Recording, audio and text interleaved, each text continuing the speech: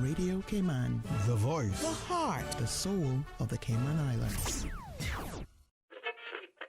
Oh, I think they're doing a great job. A lot of them are. Good afternoon, Dwayne. How are you? Not too bad, sir. Ladies and gentlemen, Radio Cayman's Talk Today with Sterling Dwayne Ebanks. But I do have some questions. There are more questions than answers. Radio Cayman's Talk Today. If you're ready to talk, we're willing to listen. Well, I really enjoy this program today. Cayman Islands' foremost listeners participation program. May God bless every person.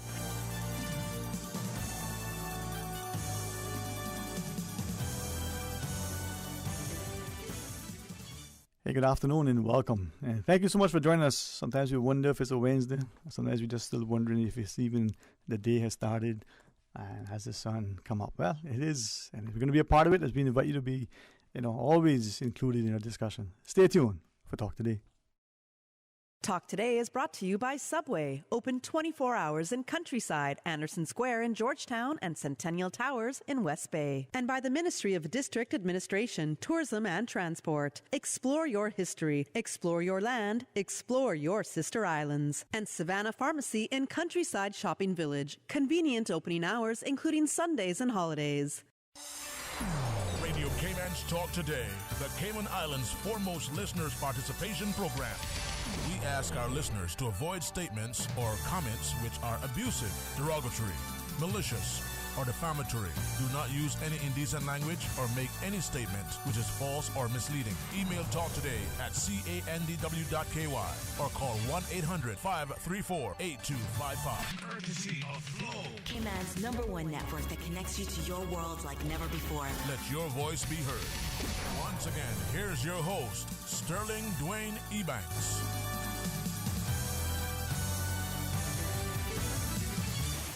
Good afternoon, welcome back, and thanks for joining us, and thanks to the opportunity to be here. And who knows, I may laugh, I hopefully get a chance to love, learn, and maybe even live.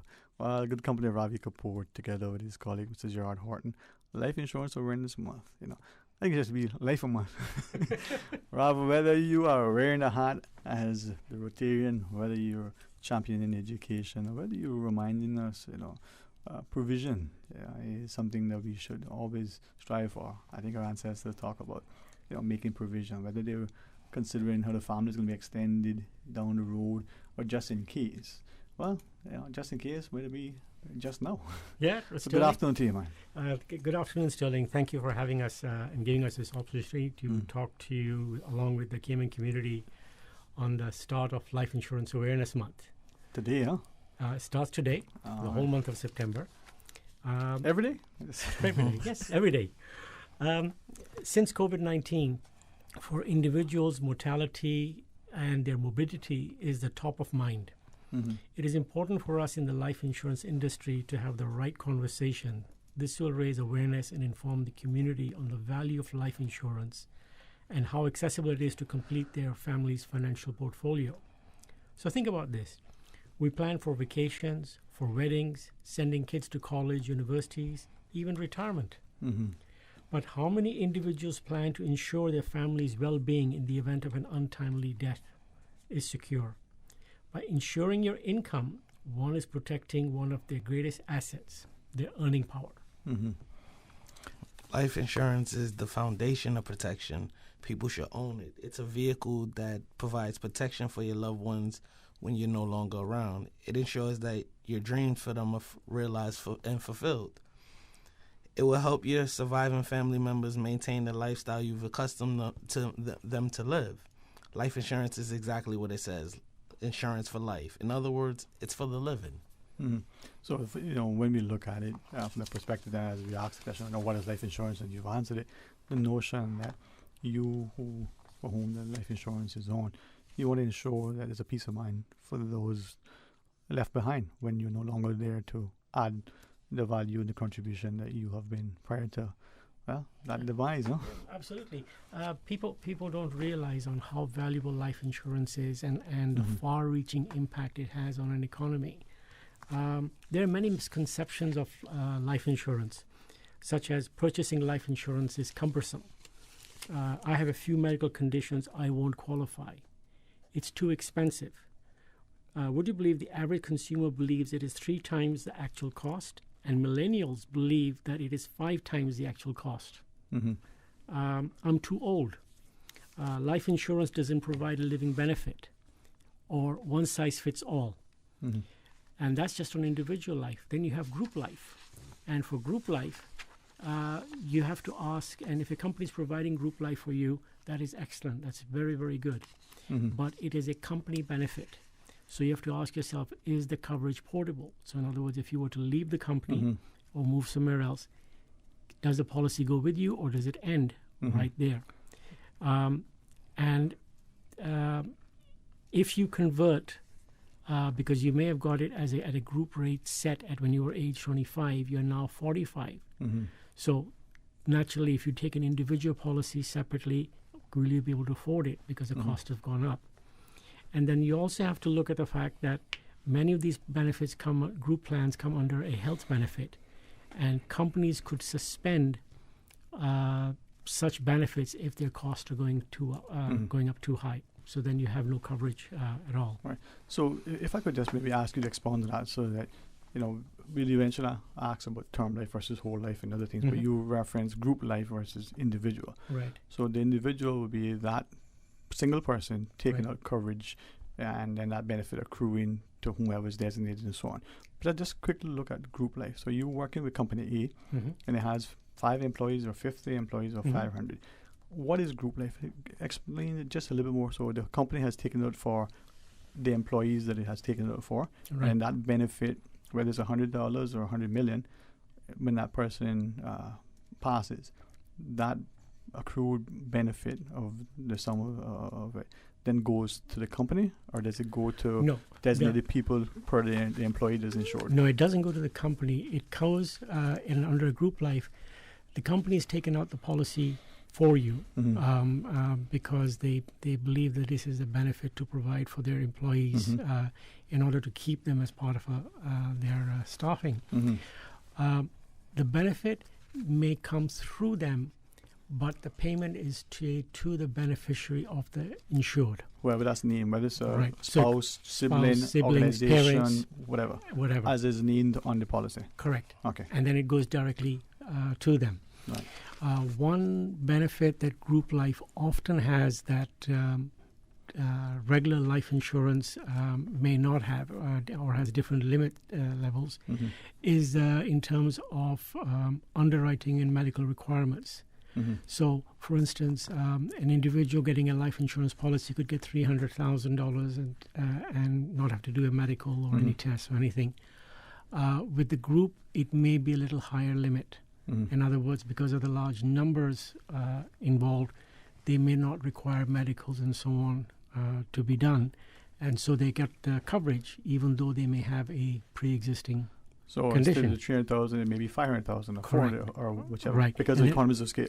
Right. And then if you're going into higher amounts, then the companies will often say, well, we need you to go and get a medical done because you're now getting $1 million coverage under the group plan, and we need to make sure that you're okay. So just like a company, in order to either attract, retain, or incentivize a prospective employee, may say, well, we're going to cover your health insurance, your pension coverage to whatever percentage, full or mostly. They may give some other allowances for education, car, or some other what we used to call the fringe benefits. Right. You're sharing with us then that the company may also say, listen, we have a group life policy. You may or may not be, as the employee, required to contribute a percentage. Right. And this is a benefit. It can be up to X, and then it goes. So you as the employee, whether you're the chief officer in an organization or you just a new recruit who does it all, the chief cook and bottle washer, as it were.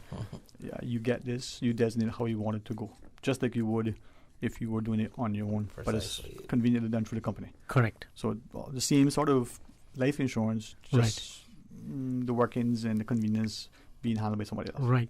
The other thing also to remember is that with a group life, a life insurance policy is not assignable.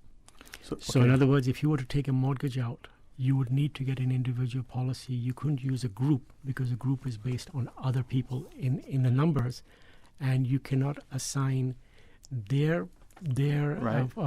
entity and themselves to a policy. So under group life, the policies are not assignable, but an individual life insurance policy is assignable. Fair enough. And I think some, as you say, will recognize that with a mortgage, maybe we can ask more about that. But Right, sure. sometimes that is the reason why people initially sort of maybe reluctantly go ahead and get a policy, and then we can talk about whether they should get this or that.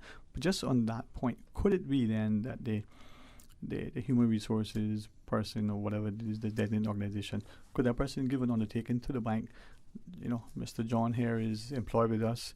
He's part of our group policy. He's insured for X, and we undertake to, pay out should he demise to you as the company could do it on their basis, but they couldn't do it on the life insurance policy basis. Right. So the group life would not does it's not not allow assignable. that. Right. It's not assignable. No, fair enough.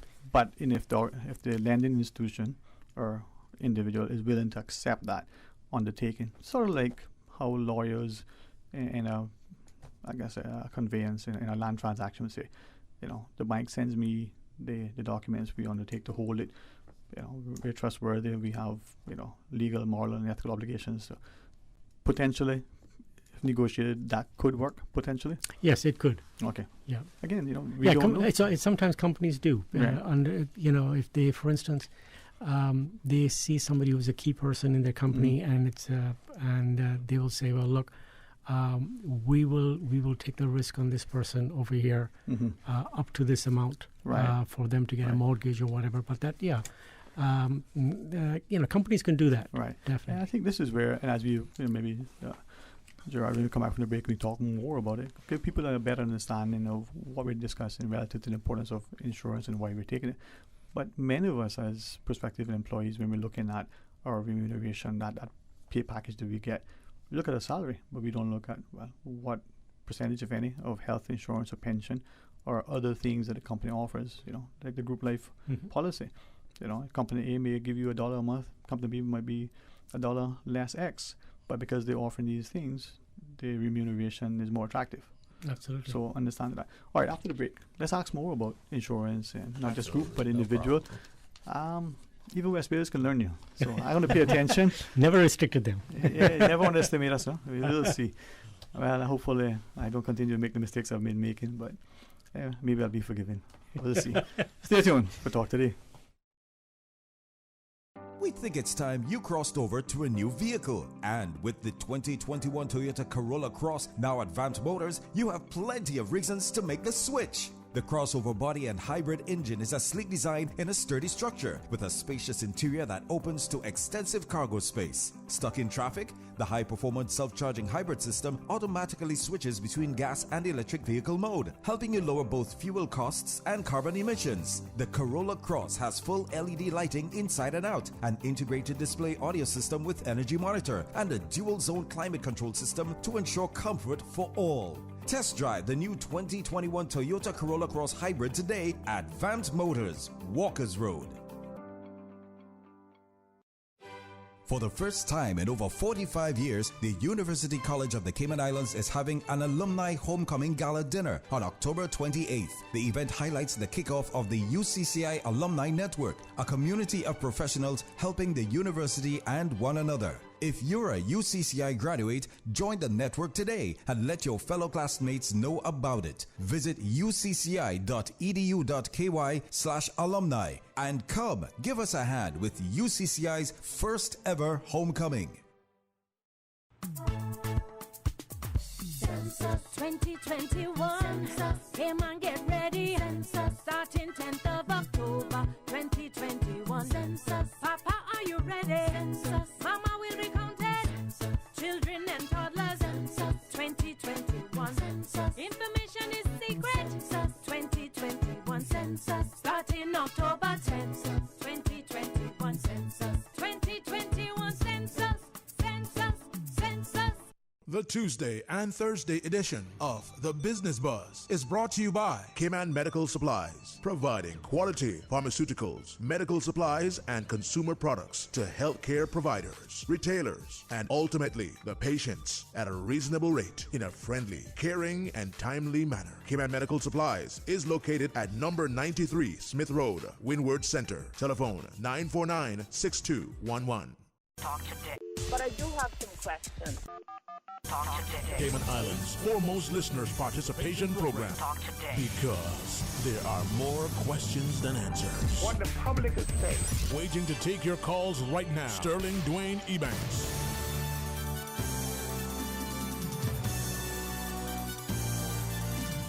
Hey, good afternoon. Welcome back, and thanks for joining us. And really appreciate the company of Ravi Kapoor together with his colleague Gerard Horton.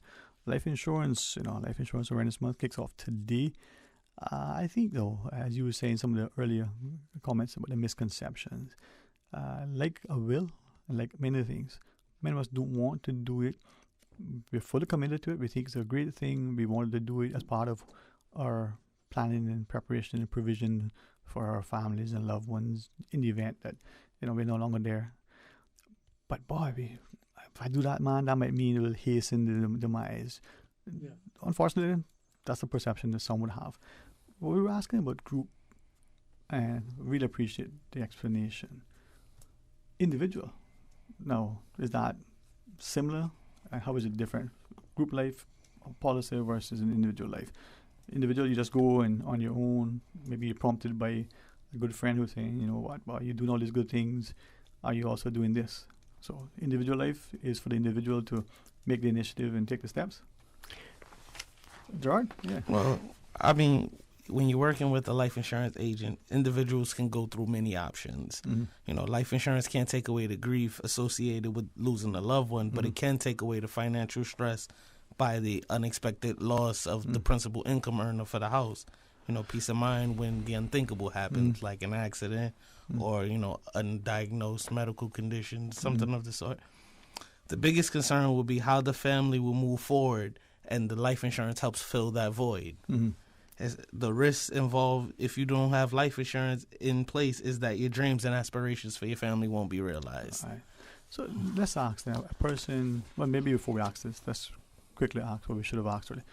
Someone's probably familiar with the term, a whole life policy or a term life policy.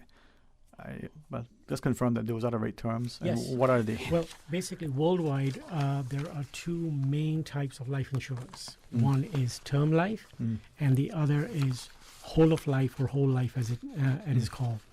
In between, you have some hybrids. Term life, by its terminology, means it's for a set period of term. So it's coverage for 10 years, 20 years, 30 years. If anything happens to the insured during that time, the company then pays out to the beneficiary, or if there's an assignment, it'll go to the assignee first, then the balance going to the beneficiary. Okay.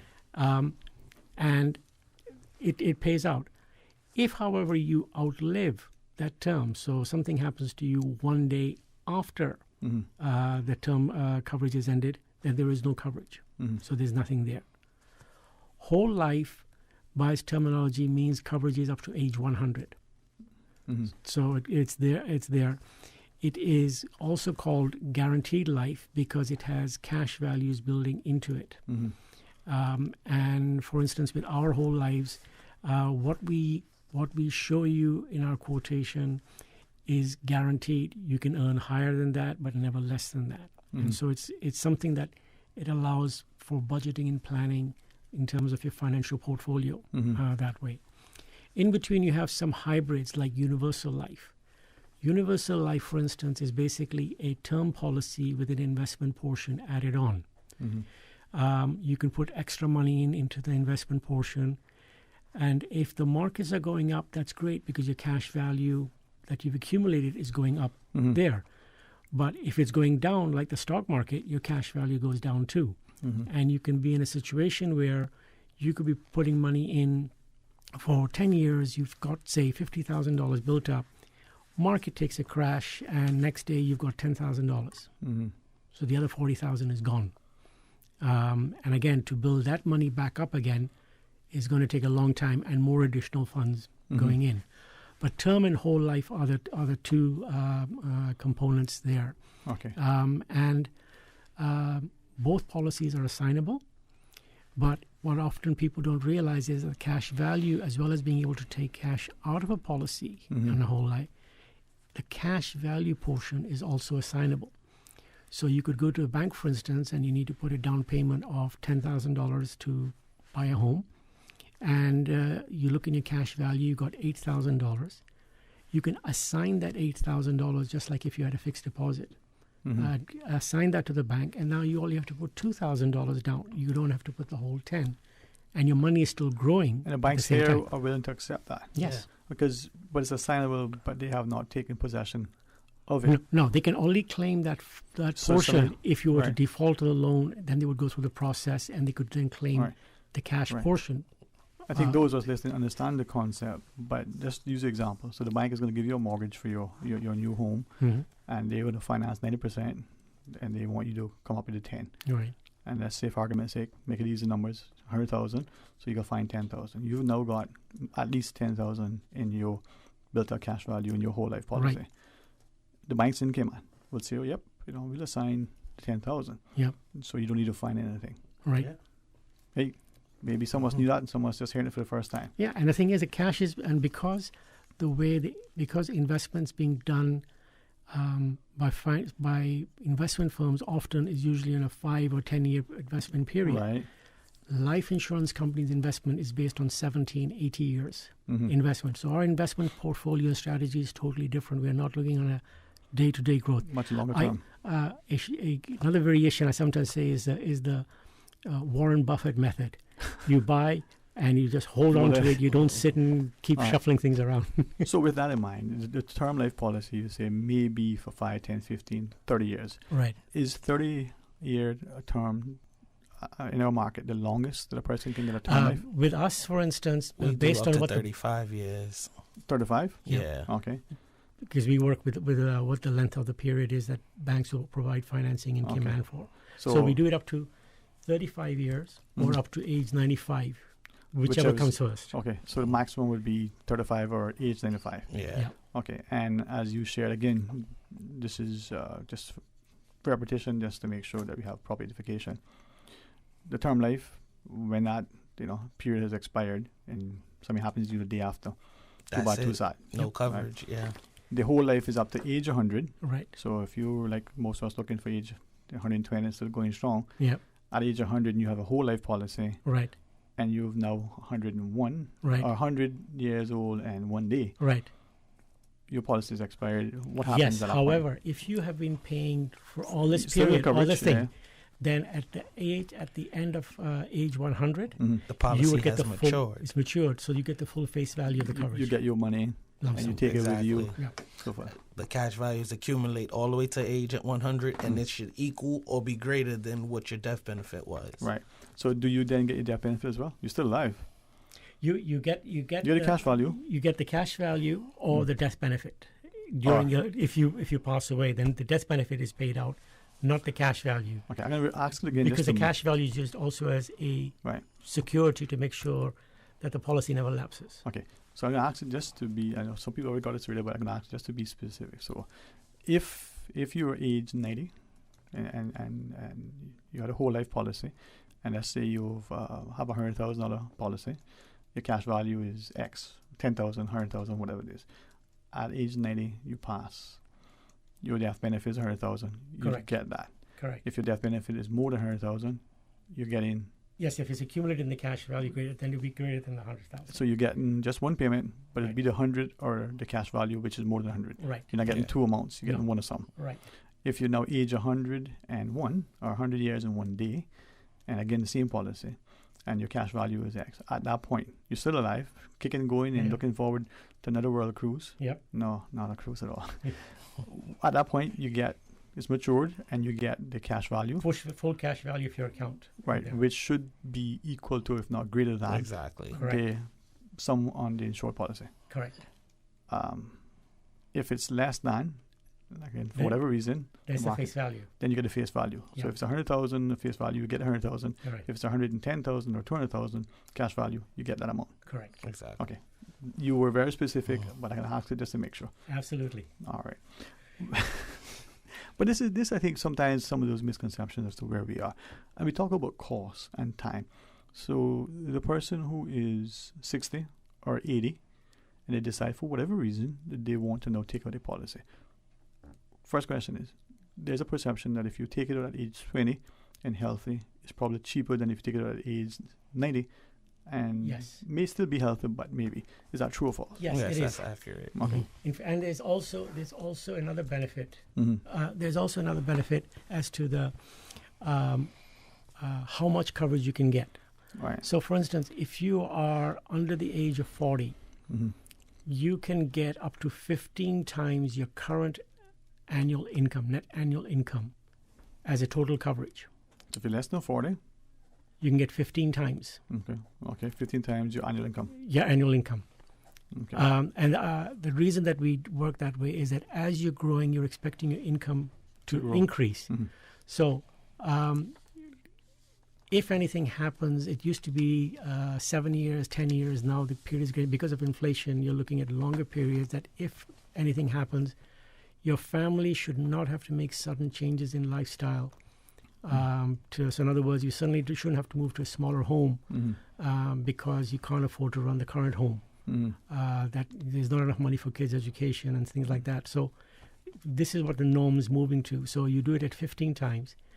As you get older, the period becomes less. So if you're between the ages of 40 and 55, for instance, 50, you can get up to 10 times. You can get even higher, but usually without any major background checks and so on, you can get this coverage as part of a standard policy. And the younger you are, the cheaper it is. So if you're 22 years old and you're earning $50,000 a year, you can get $750,000 of coverage, and you may be paying $60 a month. By the time you get another 5 years older, that's already gone to $80 a month, and it keeps rising as you get older. All right. Maybe when we come back from this break, there is a, well, let's ask the question. Some may say, well, if there is husband and wife, that only one should take it, maybe it's the larger of the two who earns more, and if they both take it, one should take a higher policy face value than the other. Can we ask the question whether that should be the case, should be an individual decision, or should it be just a matter of cost? You know, this one is cheaper for $500,000 policy than the other one, so do it on that. Well, life insurance is about protecting the living, so you want to go with the ability to replace the income for whoever is passing. Okay. So that whoever is the survivor can keep maintaining the lifestyle they've already become accustomed to. So, like he said, we do at least 15 times the income just so that we can maintain lifestyle for the period of time. So at the end of the day, it's just a matter of whoever needs the coverage, or both of you need the coverage, and you just want to make sure that there's no pitfall in the income. All right. When we return, let's ask them the question about, you get a perception that there may be some who think it's expensive. Well, I guess, what is it that Honorable Education Minister, even this morning again, reference, we talk about education expensive, but ignorance is even more so. So expense and cost, perhaps relative. Is it possible to, as you did earlier, maybe the $50 versus the $80 at this age, give some relative ideas of the difference between whole life versus a term life in terms of premiums? Is it a 5% increase? Is it 50% difference? And age 20 versus age 50 or age 40? Different things. I know it's all subject, as you said, to the individual's application. But to get people an understanding, and rather than paying it monthly versus paying it quarterly versus paying it annually, are those options available? Is it beneficial if a person can afford it to, choose the lump sum versus, the sporadic payments? We're going to pause and take a break. When we come back, we'll continue the discussion, and I invite you to be a part of it. Stay tuned for Talk Today. A caring and community spirit, cherished family and cultural values. These are some of the things that still embodies the Caymanian way of life in the Eastern Districts today. Savannah Pharmacy, your neighborhood pharmacy, located in Countryside Shopping Village, is delighted to offer products and services of real value. Whether it's catering to your family's medical needs or carrying apparel, gifts, and beauty products, Savannah Pharmacy provides you with more than just prescriptions. Remember, they're always just around the corner with everything your family needs and convenient opening hours, including Sundays and holidays. Savannah Pharmacy. For more information, call 946-3336. Make your house into a home. Welcome to Brand Source Home Gallery, your source for premium products and a premium experience. We'll design and install your dream kitchen with crafted cabinets, complemented with elegant appliances. We'll fill it with quality houseware and cookware. Custom-designed closet and storage solutions organize and beautify any area. And with the finest bedding, you'll get a perfect night's sleep knowing Brand Source Home Gallery has everything you need to make your house a home. Hello, Cayman. This is your Miss Cayman Islands Universe, Mariah Tibbetts. Join me and our 9 lovely contestants at this year's pageant on Saturday, September 11th at the Westin Hotel. Doors open at 6 p.m. and the show starts at 7 p.m. The tickets are available at Funky Tangs and Sand Angels. A huge thank you to our corporate sponsors, the Ministry of Tourism, Radio Cayman, Compass Media, and Cayman Airways. The journey to the crown continues. Wouldn't it have been grand if you had purchased land 30 years ago? It may not be 2020, but a perfect vision has never been more clear. Cayman Brac and Little Cayman, poised for growth with an eye on the future. Your land, your history, your future. Discover all that our sister islands have to offer. Talk today. But I do have some questions. Talk today. Cayman Islands' foremost listeners participation program. Talk today. Because there are more questions than answers. What the public is saying. Waiting to take your calls right now. Sterling Dwayne Ebanks.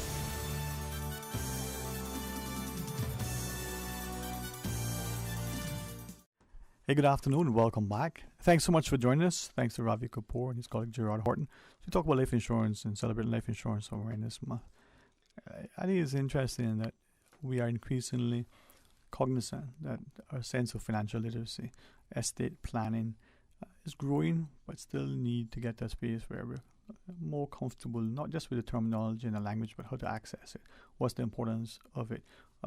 Who is it for and why we're doing it? And sometimes, even if we know all of that, well, how much should we be taking out? Is it because we can afford this amount that's all we should? Should we maybe take out more and sacrifice a little bit just in case? Is it that, well, we got a mortgage and the mortgage is X, so let's just do it for that? I know we ask the questions in terms of costs and then we also, but factor that into the equation. You've got a mortgage, term life versus whole life. Do it just for the amount of the mortgage, just do it for what you can afford. Is it part of your estate planning, Ravi? Sterling, with term insurance and for mortgages, there's a couple of factors to take into account. Mm-hmm.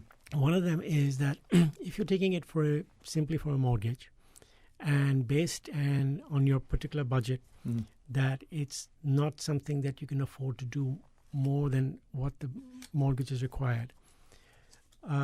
Whether it is with our company or with another company, look at how much flexibility you have, first of all, in the Mm-hmm. policy that you're taking.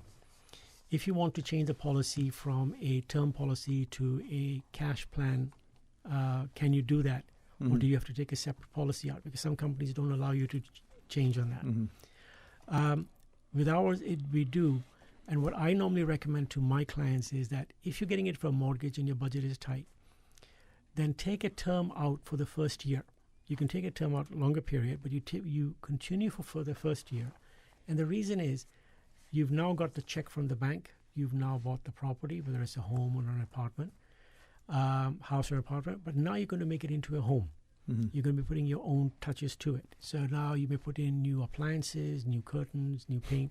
And for the first year, you're looking and saying, I'm supposed to be saving money by having bought my home, but my expenses are still all the same. Well, because if you were to table all those expenses, Mm-hmm. you are now putting your touches.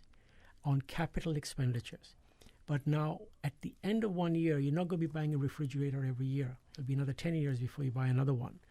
So now you got more liquidity in your plan, in your pocket. So you should now look at converting or changing from a term insurance to something like a whole life or an investment-based plan where you can build up cash, because the small additional cost that you may be paying for that is going to be a lot less than if you had to go and start up an investment plan on your own.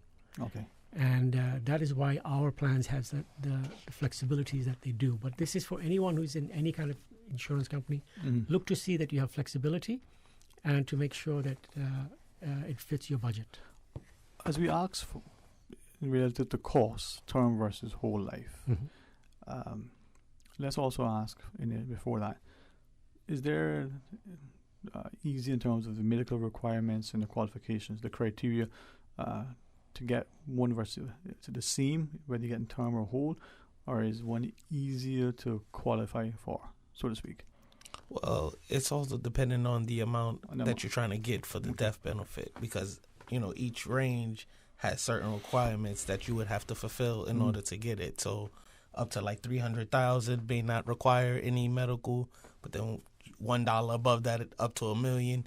Now you need medicals, you need blood, you need urine analysis, all of these different things, because you're getting more coverage.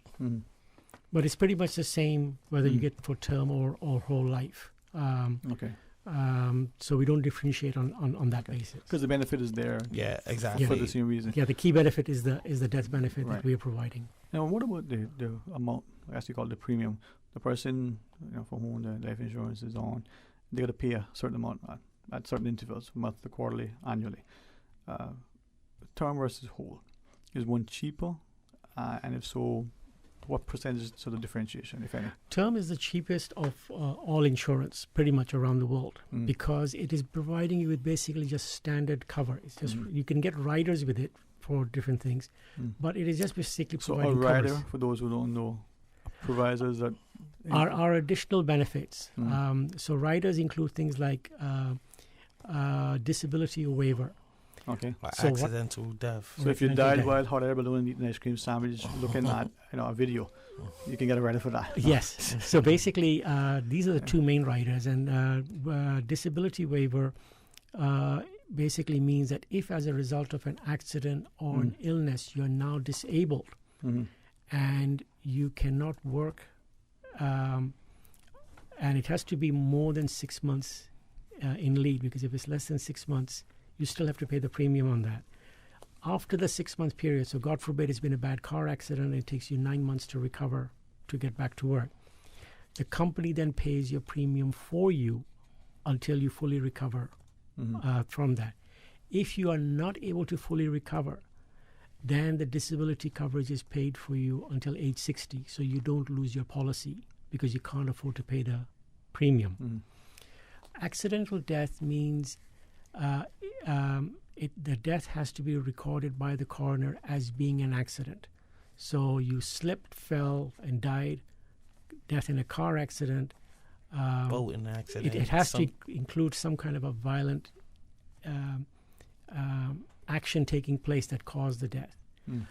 Then the policy pays double the face value.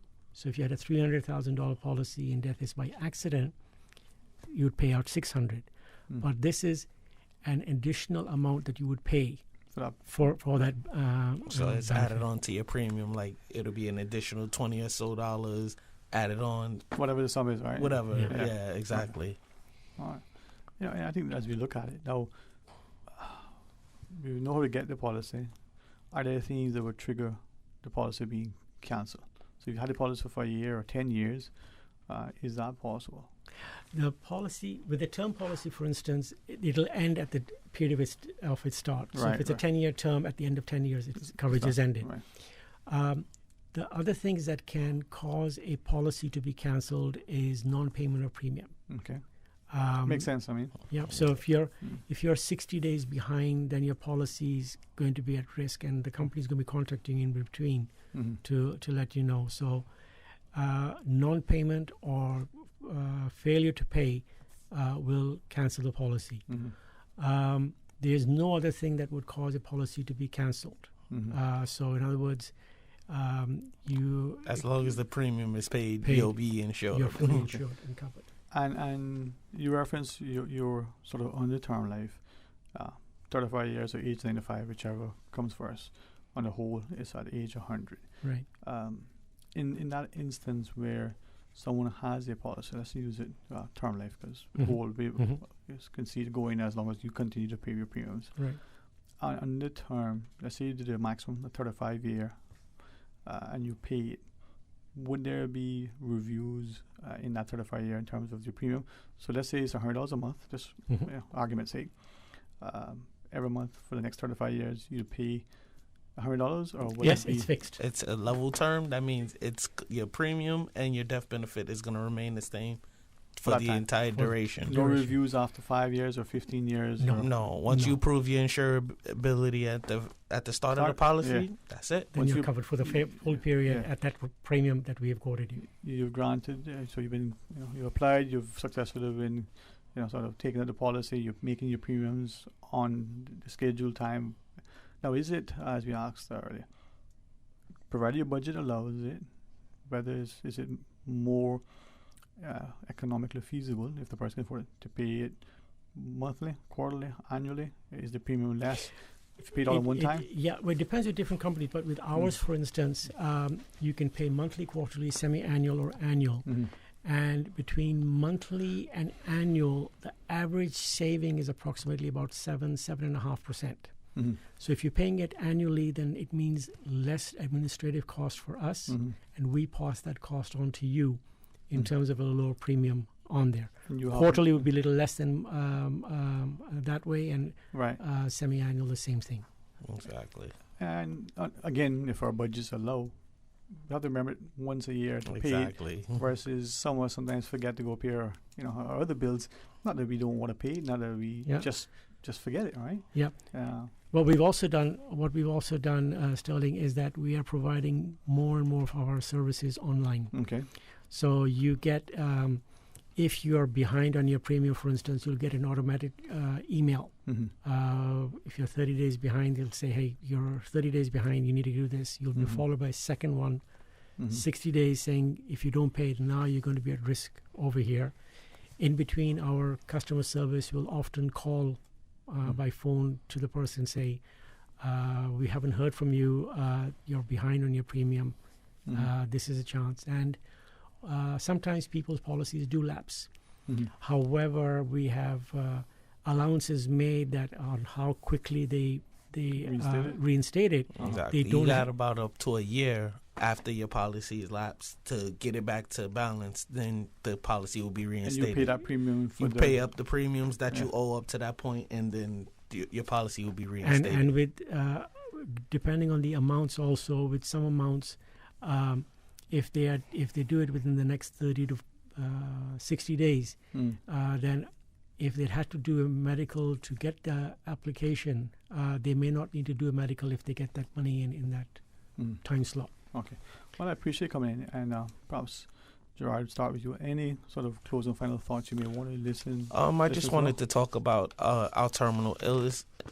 Like, if you have our coverage and you're diagnosed as terminally ill, you're going to die within the next 6 months to a year or so, then you will be allowed to receive the full death benefits prior to death, so that you can live comfortably for the remainder of the time. Is this a rider or is this automatically? No, this is for all of the policies. That every policy that we have, you have that clause in there, so that if at any point you're diagnosed as terminally ill, we give you the full death benefit so that you can live out the remainder of your time as comfortable as possible, because we believe in quality of life. We had a situation a few years ago where a mother had suddenly developed cancer. It came on quite rapidly. Her daughter was studying overseas at university. Once we got the reports from the doctors that this is terminal, she then decided that she wanted to withdraw part of the face value to take care of certain expenses and whatnot, which we issued the check. And the balance went to her daughter, and her daughter was at university when she found out that her mother had passed away. So when she came here, because we had her contact details, we met with her, and we passed our condolences to her, but we also gave her a check for the balance of the funds, which meant that she was able to continue to go back and finish her education, and knowing that all other debts and expenses were all paid off, didn't have to worry about anything. Right. And it was a legacy for her to carry for her mother. Yeah. I guess this answers the question you asked initially, and answered first. This is what we do it for, and this is why. Gents, thanks very much. Maybe as the month goes on, maybe we can, that's part of estate planning and a financial thing. Just one final thing. For people considering whether or not you should get life insurance, you should ask yourself, how soon would your family be in financial jeopardy if the wage earner or income producer passes unexpectedly? And if the answer isn't very long, then you need to set something in place immediately. All right. And it doesn't take much. You can get a small policy. You can get somebody who's, like I said, the younger you are, the cheaper it is. But a young person can get a $300,000 policy and for a term, and they could be paying $25, $30, $40 US a month. They got the coverage, and then that's for them to develop their financial planning from there. All right, thanks very much, gents, and may the week be productive, and may people start to appreciate the importance of proper estate planning. Thank you. Thank you very much for having us. Always a pleasure. All right, let's pause and take a break and join us after. Stay tuned for Talk Today. Today's biggest news. Radio Cayman. Your voice, your choice. Local, regional, international. This is Headlines from Radio Cayman's newsroom. Today's biggest news. International Literacy Day will be celebrated on Wednesday, September 8th, but the calendar for the full month of September is fully booked at Cayman Bay to mark the town's annual Literacy Month celebration. Literacy Month features a host of activities and opportunities designed to foster and encourage a love of reading for all. Good afternoon, I'm Dion Anglin with your headlines and news elsewhere. Japan has put a batch of Moderna's COVID-19 vaccine on hold after a foreign substance was found in a vial. A pharmacist saw several black particles in one vial of the vaccine in Kanagawa Prefecture, according to authorities. Some 3,790 people had already received shots from the batch. The rest of the batch has now been put on hold. And the International Space Station, ISS, could suffer irreparable failures due to outdated equipment and hardware, a Russian official has warned. At least 80% of in-flight systems on the Russian segment of the ISS had passed their expiry date, Vladimir Slavoyov told state media. He also said small cracks had been discovered that could worsen over time. That's a wrap of your headlines. I'm Dion Anglin. For the latest in news and information, follow Radio Cayman on social media, Facebook, Instagram, Twitter. Download the Radio Cayman app or log on to our website, radiocayman.gov.ky. 89.9 Radio Cayman helps you to weather the storm during this hurricane season. One of the most crucial elements of hurricane preparedness is storm awareness. During the season, it is of utmost importance to pay attention to the latest local weather forecast, as hurricanes do not suddenly form or strike. There are various methods of advanced notification. Utilizing such may be the difference between a favorable outcome and disaster. Both television and radio serve as excellent mediums with up-to-the-minute storm path information in the wake of a hurricane. Another method of tracking a hurricane may be only arm's length away. Your smartphone or tablet can be your most valuable tool before, during, and after a storm, providing countless numbers of apps with crucial hurricane information. Many apps allow you to track storms with moving radar and satellite imagery, plus offer alerts, current conditions, forecasts, advisories, and even video. This hurricane preparedness tip was brought to you by your community radio station, Radio Cayman, 89.9 FM. We bring the sacrifice of praise into the house of the Lord. Radio Cayman, this is how we wake you up in the morning. Praise time on Radio Cayman. Sing your praise to the Lord. Come on, everybody, stand up and sing one more. Hallelujah, give your praise to the Lord. We are united in Jesus Christ. We are the soldiers of the land. Praise time Weekday mornings from 6 until 6:30. There's a meeting up in heaven. Roll call. Is there a name in the Lamb's Book of Life? Roll call, brother, sister. Roll call. If you don't stop shouting, if you don't stop dancing, we're going to put you out of our church. Praise time. Jesus in the morning, yeah. Weekday mornings from 6 until 6:30. Your song flowed through my lips. Your work moved through my hands. Your thoughts stay on my mind. Live in me. Talk today. But I do have some questions. Talk today. Cayman Islands' foremost listeners' participation program. Talk today. Because there are more questions than answers. What the public is saying. Waiting to take your calls right now. Sterling Dwayne Ebanks.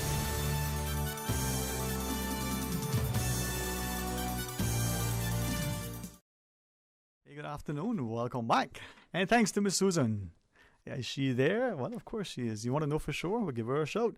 She answers, and then you talk to me, and together we figure out what's going on. It's an interesting time, my friends. I can't tell you what I would like to say, and I can't have what I would necessarily want. And sometimes, I got to put on a good face and mask it all. 949-8037, 1-800-534-8255. WhatsApp 925-3261. Or you can just shut us on 949-8037. The day is the day that it is. What do we make of it? And trust that we'll rejoice and be glad in it because it is the day. Let's go to the phones. Hey, good afternoon. Welcome. Thank you for calling. Good afternoon to you, Sterling Green. Good afternoon, sir. How are you today? Good afternoon. Just fine. Thank you for asking. Yes, sir.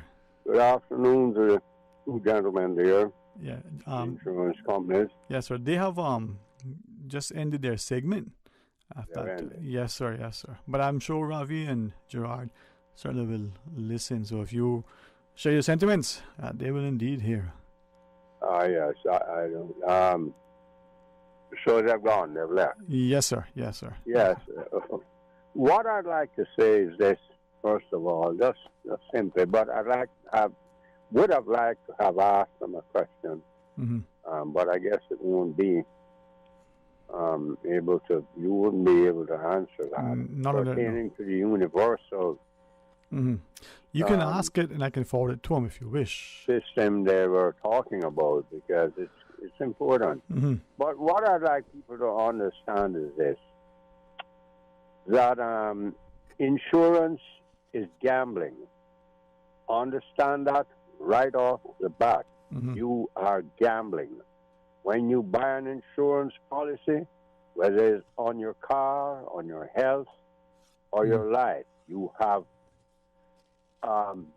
now begun to participate in gambling.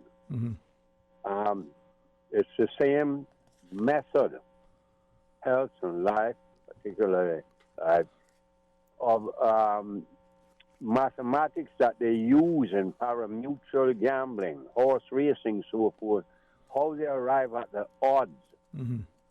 And they must win. Understand at all times that's what they're in business to do, to make money like any other business. And they will make money off of you because they're gambling on your life, on your health, anything else, on your car, and anything. So you are participating in gambling. Whether you want to admit it or you don't want to admit it, it's simple, plain, and realistic. You're now become involved in gambling. How much you'll make out of the gambling is up to you and how smart you are and realizing that. If you read the fine print on most insurance policies, you will come to realize that what you were told by your insurance agent is not exactly what you are going to get. The benefits, there may be some attachments, some costs, some this, some conditions that you did not realize, particularly with property insurance. I advise and I tell people, please read carefully the contracts that you have signed. you will see in all those fine prints and piles of legal jargon that most ordinary people would not understand, or take the time to read it, and maybe you can understand it. You know, we all have some common sense. We should have anyhow. And you will see that what you were told by your insurance agent is not usually what you're going to get, the benefits and so forth. And read that contract carefully. I don't care what insurance it is, and I really don't care who disagrees with me. But I believe you will find that you will see that it's not exactly what you were told. Because that's why they have all this legal jargon, mumbo-jumbo, and pages long in fine print. That's the reason for that. To sort of bind you into something that you didn't realize you're going. But it doesn't matter. That's the way of business. Remember what the great P.T. Barnum said. You can fool most of the people most of the time, and you will make an awful lot of money.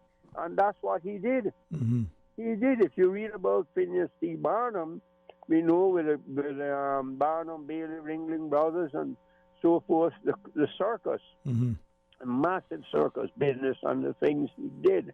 The fool, and that's what he said. And he was a billionaire from in the 1850s and 60s. He would be a billionaire, not a millionaire, by simply doing that, fooling most of the people. Most of the time, you make an awful lot of money. What I wanted to ask them about was the universal planner thing they were talking about, where a person would have a term plan, small term policy, and put extra money on it every month for many, many years. Are they depositing or putting all that on it? It's interest bearing or dividend bearing, whatever terminology. The investment portion, right? Yeah, whether they put all the extra money on that you put on top of the premium payments into that sharing business, or they hold back some and put some, and then as expenses, the cost of administrating the payment. You understand what I'm saying? Yes, sir. Yes, sir. Whether if you put an extra $20 a month or onto a little policy, are they putting all that into that interest-bearing part of it, or the dividend-bearing part, or the stock-sharing part, whichever it is, or are they putting some of it and holding back some for expenses? As they say, the stock market goes up and down. We know that. We know all about that. Are they doing that as a to say, well, let's recover our expenses and hold back some and put some and so forth? We don't know. I don't know. I've often wondered about that. I've often wondered about that part of it. Yeah, I mean, and those are very valid questions, because I think we've seen in other sort of financial dealings where a percentage of the money that you put in, whether it's your pension contribution, that there are administrative expenses that come out. You know, how much is it? Is it 1%? Is it 30%? Right? I understand. And we've got to understand that we're one of the. I've never heard of any other country where health insurance, mandatory health insurance, is paid to private companies. I've never heard of that. Nor pensions. I've never heard of any country that's like that. And you've championed that for a long time. So maybe in asking the question, since we're discussing it, and just asking it generally. No, I'm against that. Anything mandatory must be paid to the government. Right. So why is it then? And you have been very consistently in that messaging. Why is it then, if that is the case, as people, we're not sort of asking for that to be revisited? It may be an excellent way. It may be that there are some revisions to it, or it maybe needs to be changed, as you've shared. But why is it that as a populace, we're not asking for that to be reviewed at the very least? Sterling Green, it's the one word I've used so many times. Courage, it's a lack of courage. It's simply that, lack of courage. It takes that courage to implement a proper thing. Remember, we have a system where powerful private sector entities have a very, very strong say. I'm not going to put my neck out anymore under the guillotine. They have a very strong say or persuasion or persuasiveness in our society. Yes, sir. We have to understand that with the system that we have of no direct income tax. There is nothing to hold anyone really to accountability. There really isn't anything. I can drive, I can have 3 cars that cost over $300,000. I can live in a $3 million house, and I can tell the government that I'm only earning $90,000 a year, which we know would be totally impossible to afford that kind of lifestyle. But we do not have a system where I would be held accountable, say, with the IRS in the United States, where they would tell you the lifestyle you're living in cannot be just. Right. That. So we will tell you what you're really earning, and you're going to pay the taxes on what we have told you, or you're going to go to jail. Yeah, well, there's it, man. You understand what I'm saying? We don't have that system, so we continue with this. And I can't blame our elected representatives, because it seems as if the populace does not have the courage, the will, the unity. That's one thing we don't have at all in Cayman. We are not a united people. When I say we, I mean the generational people. We simply keep talking we. Who are the we? Who are the we? The generational Caymanians are at a minority now. So we have to understand, we must explicitly say who we're talking about when we say the we. The we. There are many people who have been made Caymanians who have no familial connection with Cayman. That's great and glory and all power to them, and I'm thankful for them. I know many. But the whole point is, who are the generational people? We don't have that unity to say what we want and what we're going to do. So, yes, sir. Therefore, we can't keep blaming our elected representatives for this, for that, and expecting them to do this or that if we ourselves don't have the collective will to want it. There you go. I finished with what I have to say, Sterling Green. Thank you, sir. Take care. God bless. Amen. And to you too, sir. God bless. And I certainly appreciate you having the courage to share. With that, we will pause and take this break. Dig deep and find that courage as we come back. Let's put on the face and mask it all. Stay tuned for Talk Today. Radio Cayman is pleased to feature this special Sister Islands historical vignette, brought to you by the Ministry of Tourism and Transport. Explore your history, explore your land, explore your Sister Islands. Captain Maybury Salisbury Kirkconnell, OBE JP, 1931 to 2002. Captain Maybury's career in public service began as a young man when he received medical treatment and would spend his school holidays assisting the local doctor on Cayman Brac. He was one of the pioneers of Cayman Brac Power and Light Company, Faith Hospital, and Kirkconnell Community Care Centre. He was a deacon at his church and often served as lay pastor, an opportunity he cherished.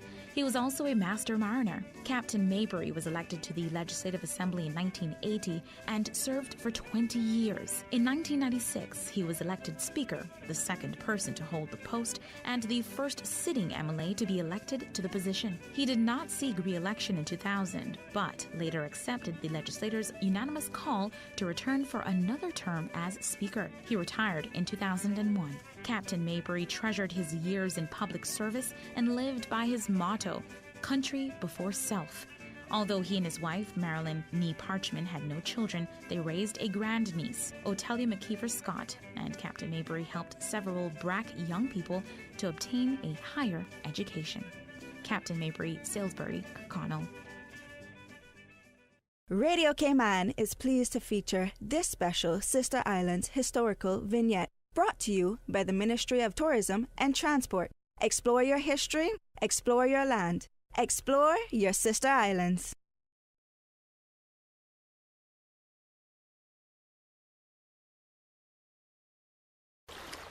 Wouldn't it have been grand if you had purchased land 30 years ago? It may not be 2020, but a perfect vision has never been more clear. Kim and Brack and Little Cayman, poised for growth with an eye on the future. Your land, your history, your future. Discover all that our sister islands have to offer.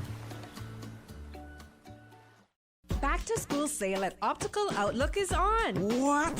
Summer just started? We know, right? I got you. Cool. As I was saying, Optical Outlook back to school sale is on now. From now until September 1st, any student gets 50% off. That's half off lenses. Offer valid at all 3 locations: J. Scott Plaza in West Bay, Anderson Square in Georgetown, and Cayman Brack. Call 746-2020 to make your appointment today. Come see the difference with Optical Outlook, Cayman's premier optical provider. As the community continues to take precautions from COVID-19, it is important to stay prepared for other disasters now that we're in the hurricane season. Here are some post-hurricane safety tips from the Department of Environmental Health. Did you know that you must discard fresh fruits and vegetables, meats, foods in canisters, dented, leaking, or rusting cans after they have come in contact with floodwater? For full guidance on post-hurricane safety tips, visit www.deh.gov.ky. Talk today. But I do have some questions. Talk today. Cayman Islands' foremost listeners participation program. Talk today. Because there are more questions than answers. What the public is saying.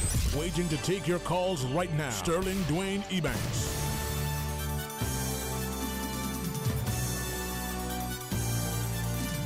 Hey, good afternoon. Welcome back, and thanks for sharing with us. If you want, hey, we'll give you a couple options. You can share your thoughts. Maybe you want to opt and just send it via the WhatsApp. You can record a voice note and we can play it for you. That's 925-3261. You can send your thoughts if you want to call, which is your preference, and talk directly.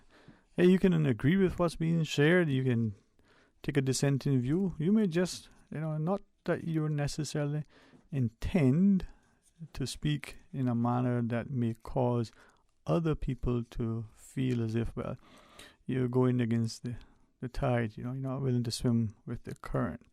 Hey, that's fine, you don't have to always go along to get along. At least in a democracy, you should at least feel a sense of safety and security to have a dissenting view. I think one of the best sort of examples is if you have a 3, 5, 7, 9, some semblance of an odd number within a panel of arbiters, whether they're judges or arbitrators, and not necessarily other than the agreement of the parties to be bound by the decision of the panel. You can have a dissenting view, one of the 3 or 2 of the 5, and maybe just be one of the larger number that says, well, I hear what you're saying, but, or I totally disagree because. Now, if we truly live in a society that values freedom of expression, then that should be par for the course. But do we? And when people share something, think of the politician who is, as I say, banging a gong, always beating a particular tune. Do we castigate just because it runs counter, even if it's an accepted premise that, that person is a mouthpiece for such and such and saying so and so because they're being encouraged, incentivized, or otherwise, deciding that this is their perspective to take. Well, share your view. Doesn't have to be contrarian at all, but it can be. 949-8037, or you can call us toll free with that floor toll free line 1-800, so 1-800-534-8255, and share your thoughts with us. You can WhatsApp 925-3261. Very interesting, that some of us consciously have set about embarking on a particular experiment. Others have responded in kind by what is unfolding, in their midst, and say, well, I wonder what this would look like should this happen. Then there are those who, like many, would say, well, you know what, let's not rock the boat. Don't in any shape, form, or fashion, say or ask anything that may cause people to think of them in a different light. And worse yet, don't say or do anything that may question people's mindset or even ask them to think. The caller before, the gentleman, always has been a champion for the call for courage, for people to definitely stand in the gap and to agree with what they agree with, to question what they feel needs to be questioned. But I think his mantra has always been, common sense, civility, responsibility, and respectability. And, I've learned a lot from his input over the many years, and I'm glad for it. But the question is now, are we now becoming so intolerant? That, as some reminded me last evening, in particular, the fine gentleman who took 2+ hours of his evening to share with me, as taxing as it may have been for him, I'm very grateful because we have this level of interest in our society, this level of service to our country, and this level of willingness to engage.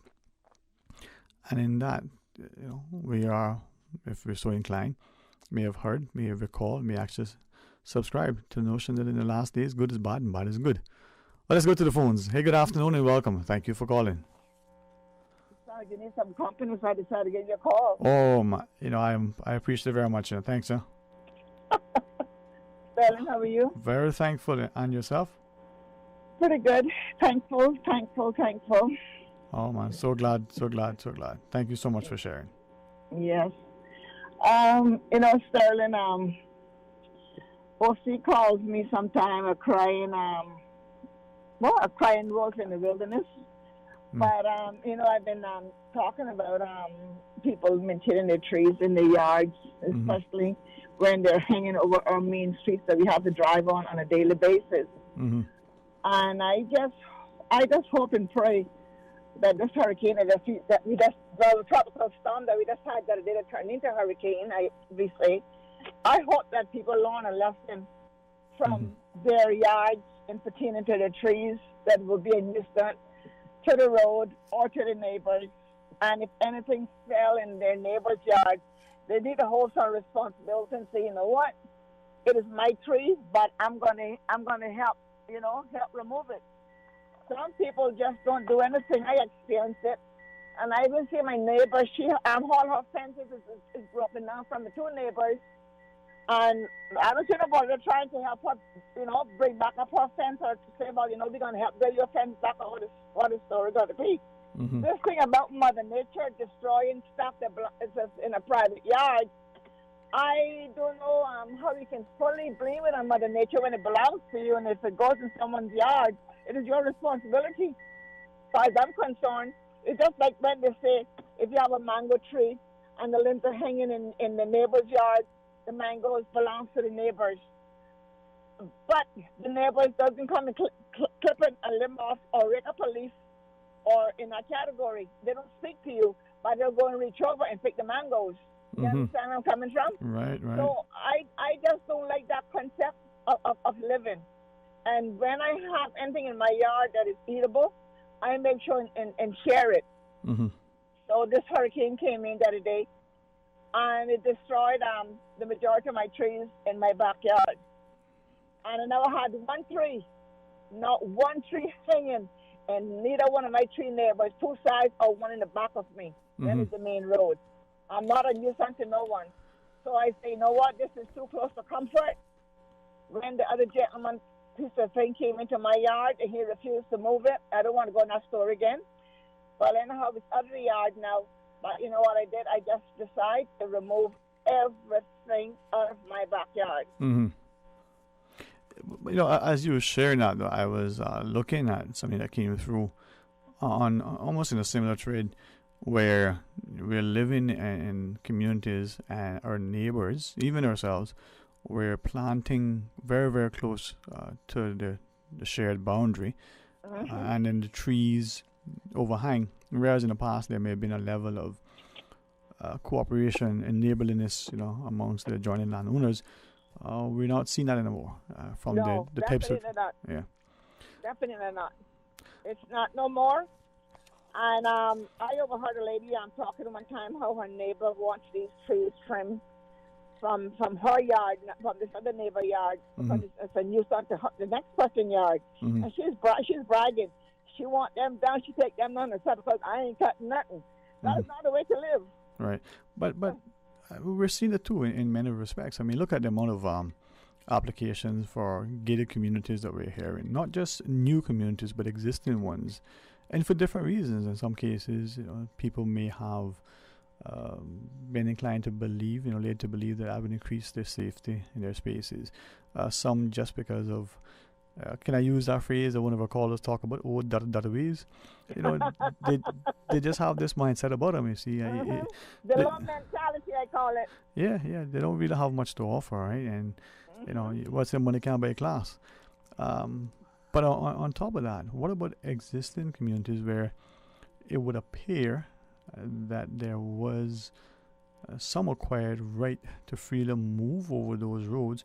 There may have been in the past government agencies, whether it was public works or it's sort of newly minted name in recent years, the NRA, the Roads Authority, coming in and putting in certain things on the road.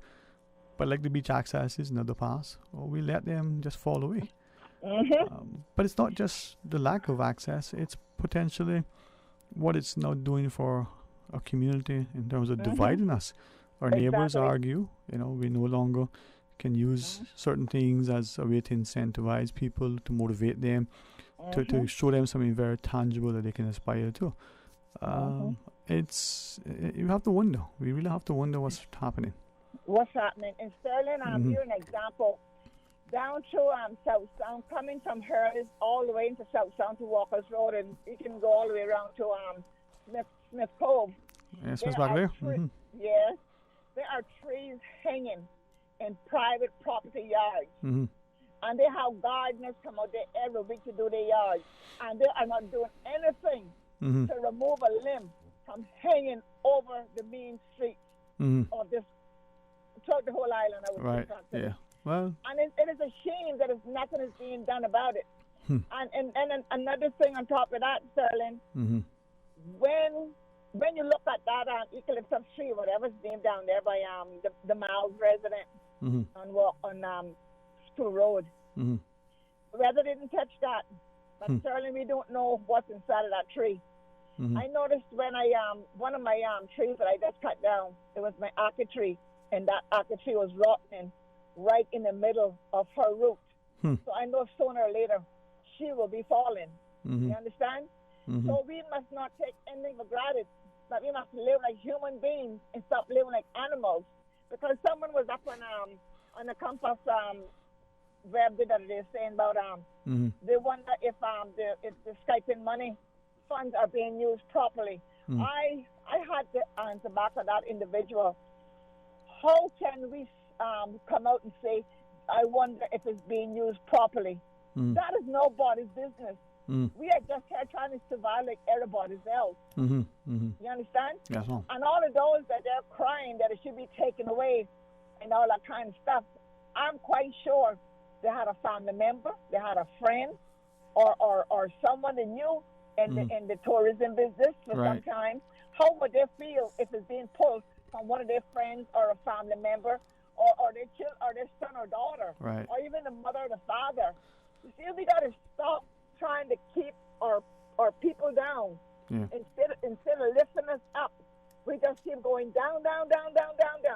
You don't want to see one person have one slice of bread more than the other. And sometimes that's not how your parents raised up, and that's not how my parents raised up. They share what they had. Well, thankfully, it's not how I was raised either. And respectfully, Mom, thank you for joining me. I'm mindful that I better listen to some instruction. Sometimes I don't, but the break is nice, so let's do that. And talk to you again later, all right? Okay, bye. Blessings. Hey, join us after the break. Stay tuned for Talk Today. Busy. Feel like there's not just enough hours in the day. Savannah Pharmacy, service to make your life easier. Now you can WhatsApp your prescription order to 929-5045. And pickup is just around the corner with everything your family needs and convenient opening hours including Sundays and holidays. WhatsApp your prescription order to 929-5045. Savannah Pharmacy, wholesome values with modern conveniences.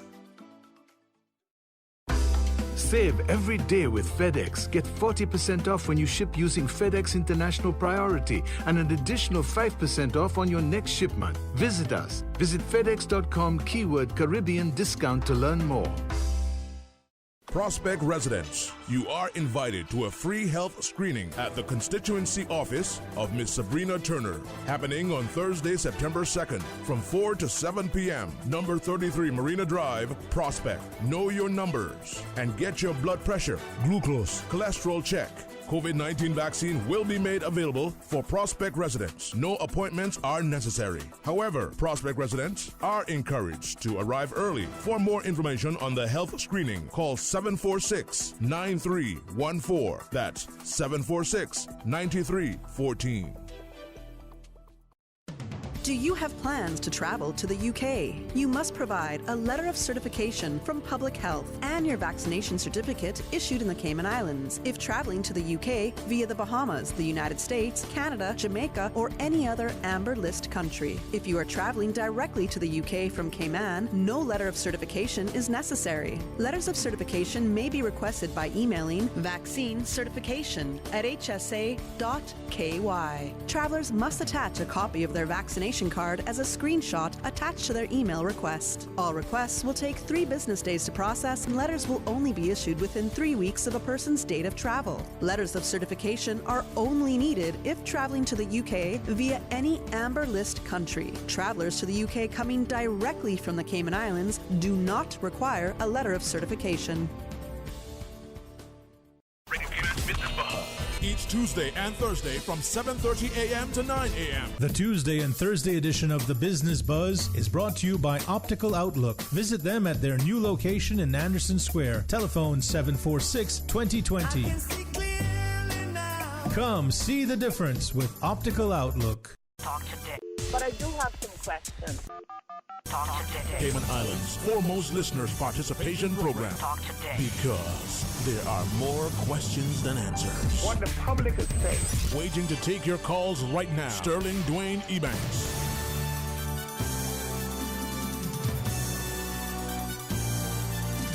Hey, good afternoon. Welcome back, and thanks for joining us. 949-8037, 949-8037. 1-800-534-TALK, 1-800-534-8255, or WhatsApp 925-3261. Someone asked me if I say those numbers in my sleep. I would joke and say, no, I didn't even play them on Sunday, but I'm not going there. But speaking, I say that partly to jest and partly in reference to the gentleman who called earlier to ask, are we cognizant that when we're engaging in certain things, it is a form of gambling? I said to the fellow, I could not spend the extended time that I think his sort of invitation warranted.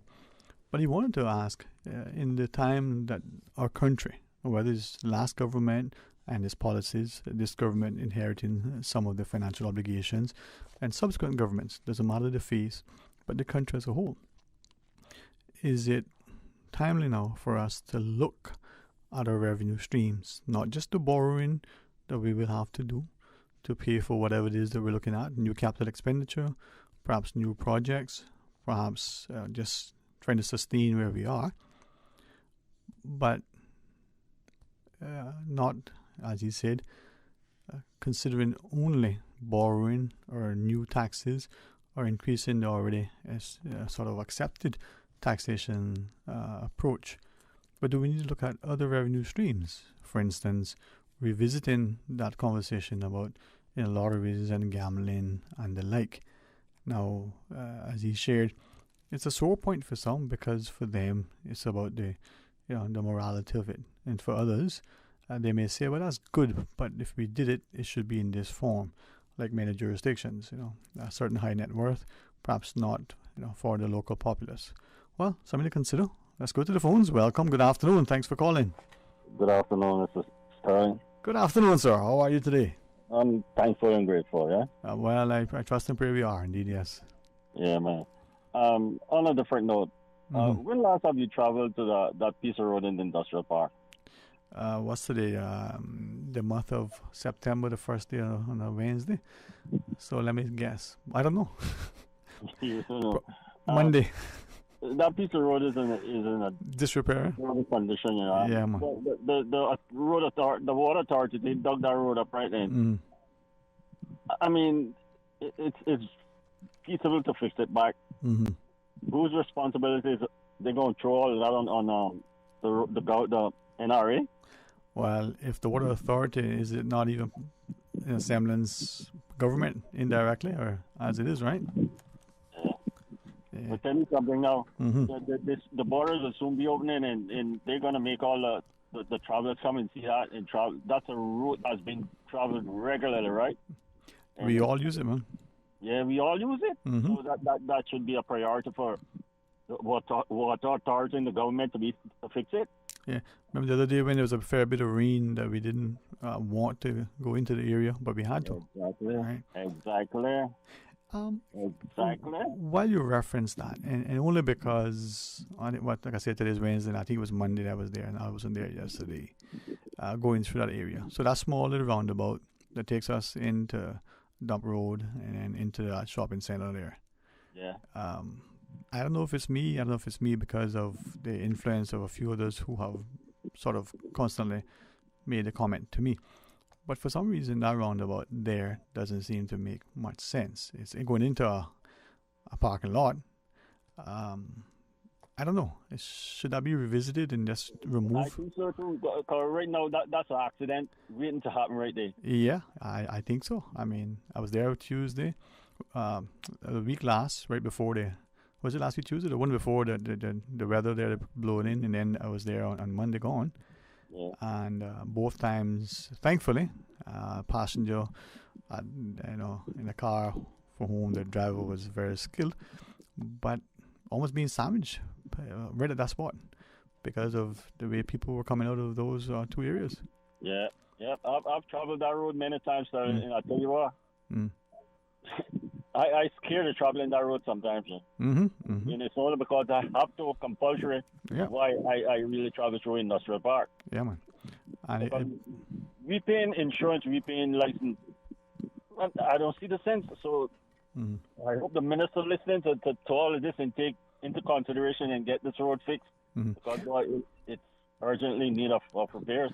But this is, and I appreciate you sharing that because I think this is something that as a country, especially the voters in the country, but the general populace, may have to start to appreciate that if the government, whether in this sitting or whether this government or the next one after the next election, whenever that is, as it is, right, will say, listen, we are now faced with this amount of expenditure.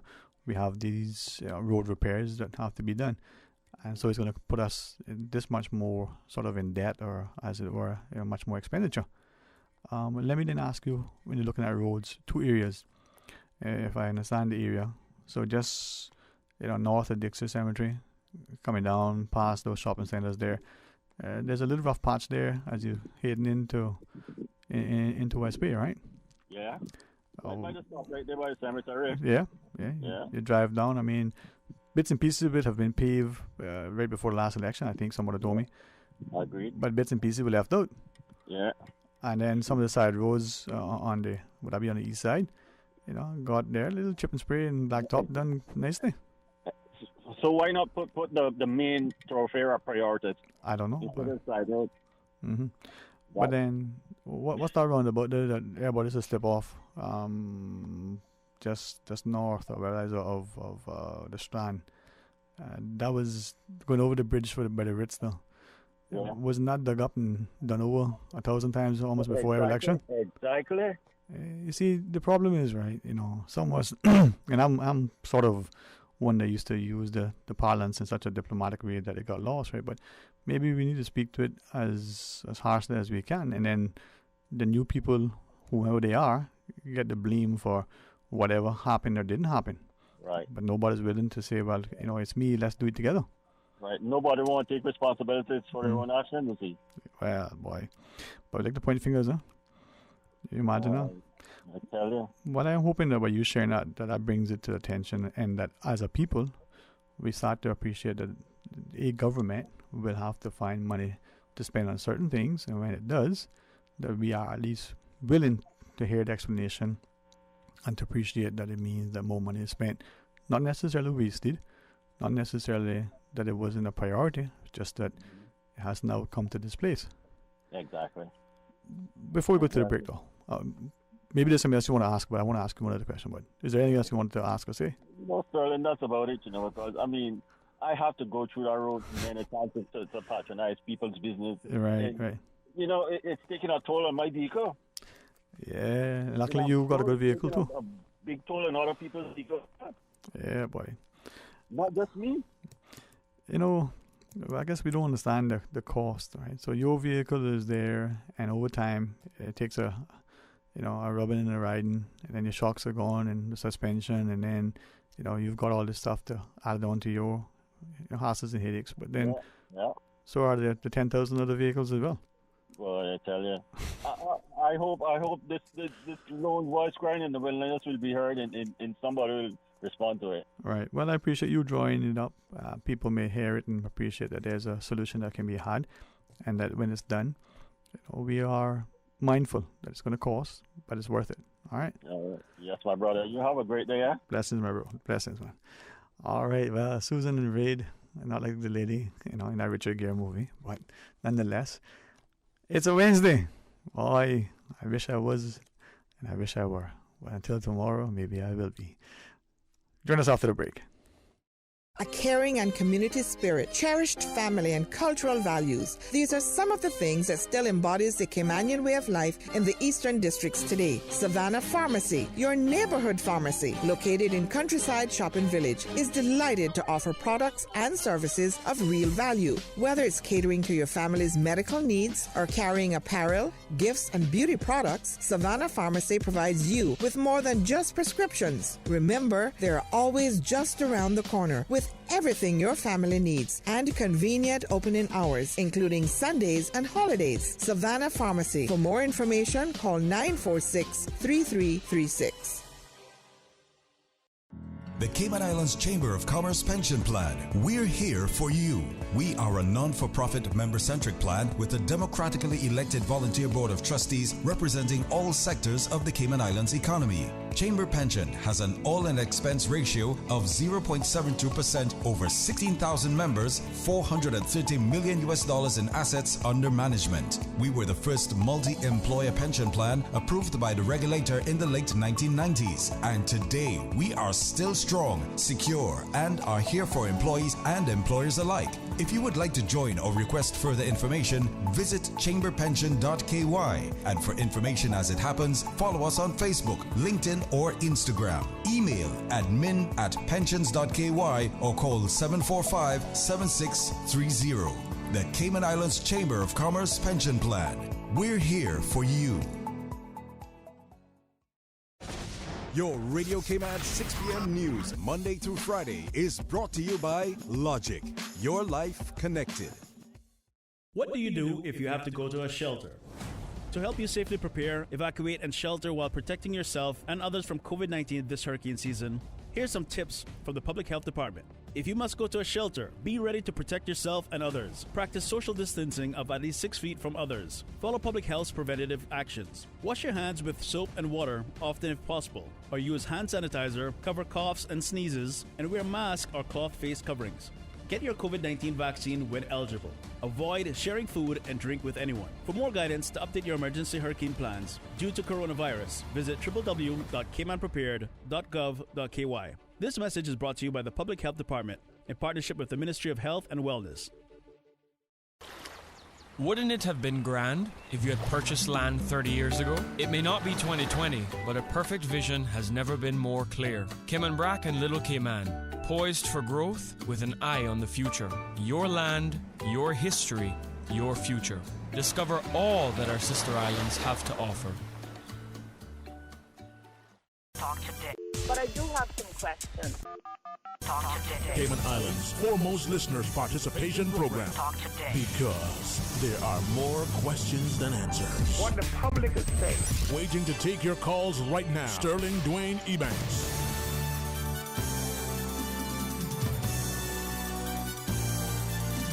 Hey, good afternoon. Welcome back, and thanks very much for joining us. 949-8037, 1-800-534-TALK. That's 1-800, so 1-800-534-8255. Or WhatsApp 925-3261. Let's look for solutions, and if we are not able to, well, let's see if we can identify some of the areas for which there may be in need of some redress. Hey, good afternoon. Welcome. Thanks for calling. Yes. Thank you, too. Thank you, ma'am. How are you? Not too bad, thanks.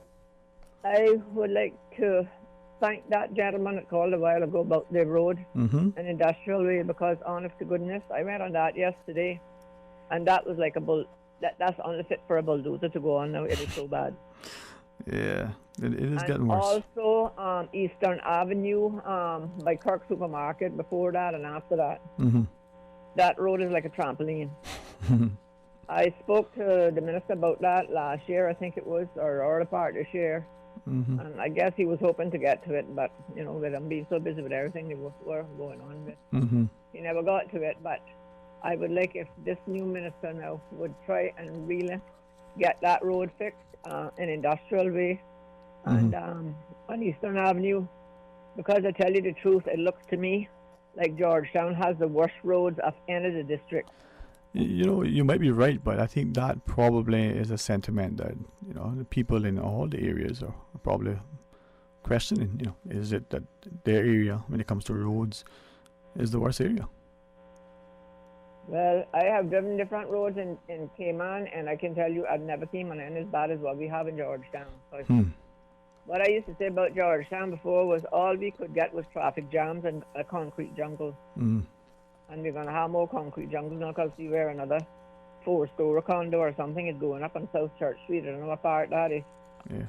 Well, in referencing that, though, maybe start with the roads. I mean, they're trying to turn South Church Street into 7 Mile Beach now. Look like, I mean, that's a residential area, although they've amended a lot to accommodate these people, seemingly.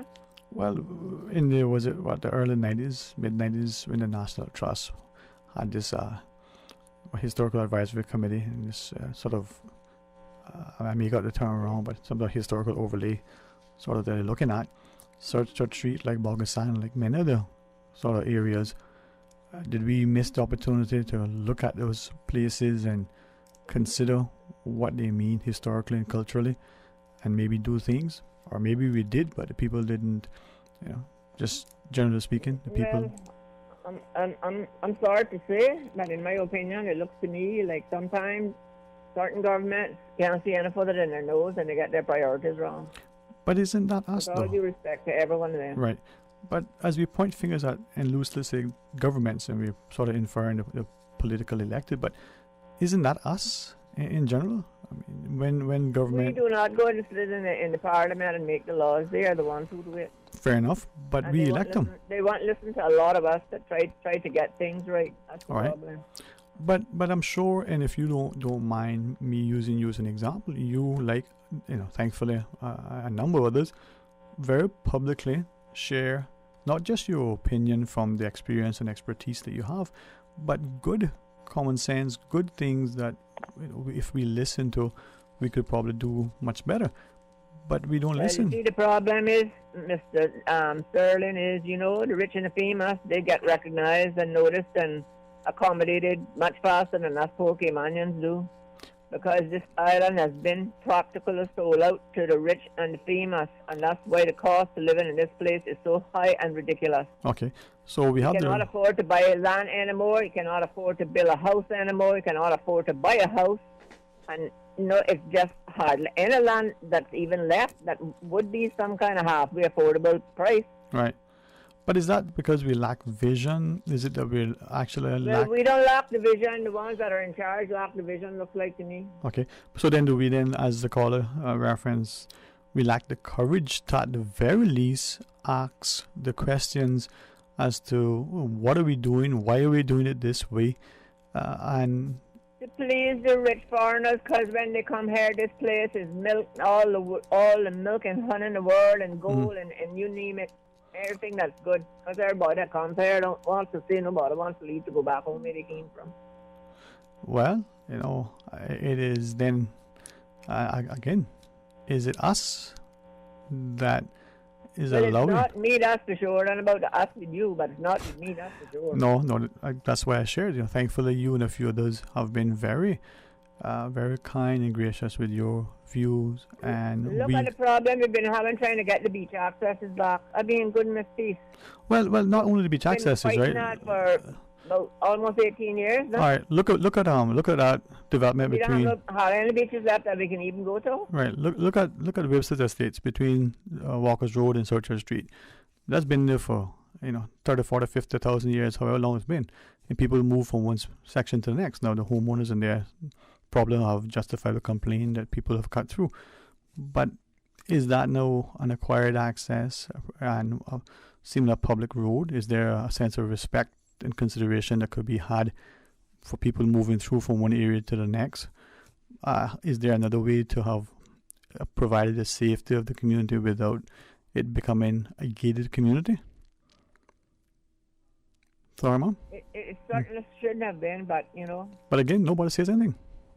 No, a lot of people say things, but they just, the ones that's supposed to listen don't listen. That's the problem. Well, maybe things that get done in a certain way. South Street, remember, that is only a 2-lane road, and I hope they're not planning on taking properties from people who live on the other side of the road. Well, like many things, I can tell you, I know a lot of people that live on South Church Street, including foreigners who live in apartments and condos and homes as well.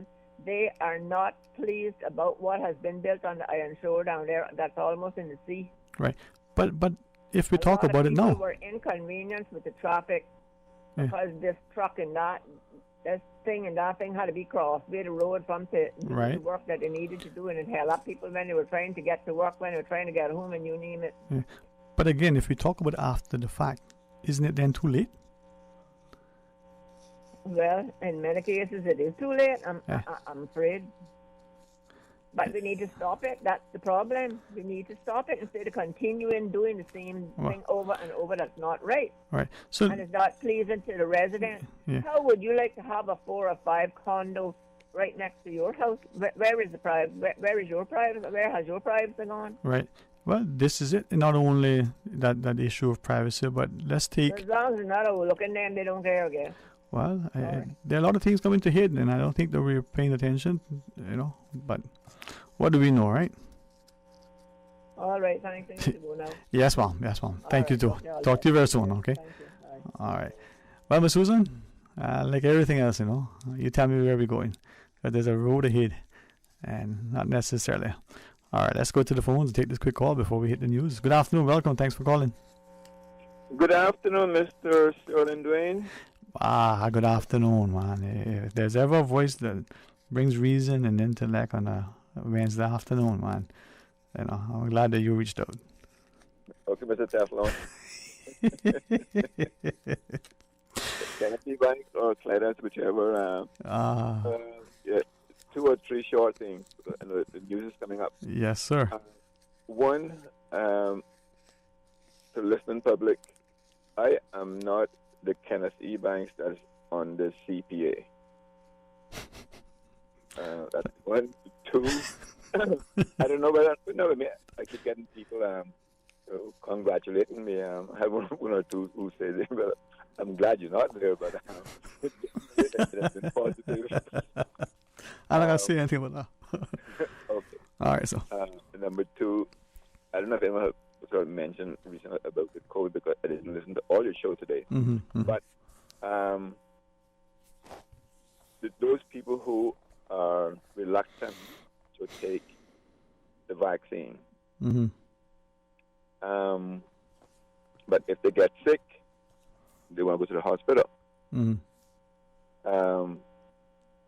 My position is that if you can't believe the doctors, the scientists, researchers, whatever, who say that if you get vaccinated, your chances of getting very sick and dying, etc., is greatly reduced. So, if you don't take a vaccine, I am going to say the spaces in the hospital for those who may have been vaccinated or for a person with other illnesses. Mm-hmm. But if you're not vaccinated, there's no room for you at the hospital. Mm-hmm. 3, there's a lot of issues going on with the roads and this and that, and that's fine. And what, in my opinion, our tax base, our revenue base, we need to move towards some other form of taxation, whether it's income, property, or whatever. But our current system of just quote-unquote consumption base, no. I think those days are behind us, because we see what happens when we eat. You get fat, and then you get all the other illnesses as a result of your poor health. Some of those same things are coming home to rest on the island, because the island is the same as your body. It's system. And we see it as a system. And I know you got your 2 o'clock news headlines, so you can leave us there. Sir. Oh man, short and sweet, huh? Next time, and that invite is still there, so we talk about that later. All right. Okay. Blessings, sir. Blessings. Good. Bye for now. Thanks. Well, let's pause and take that break. When we come back, we'll join the callers. Interesting points to make. Stay tuned for Talk Today. Today's biggest news. Radio Cayman. Your voice, your choice. Local, regional, international. This is Headlines from Radio Cayman's newsroom. Today's biggest news.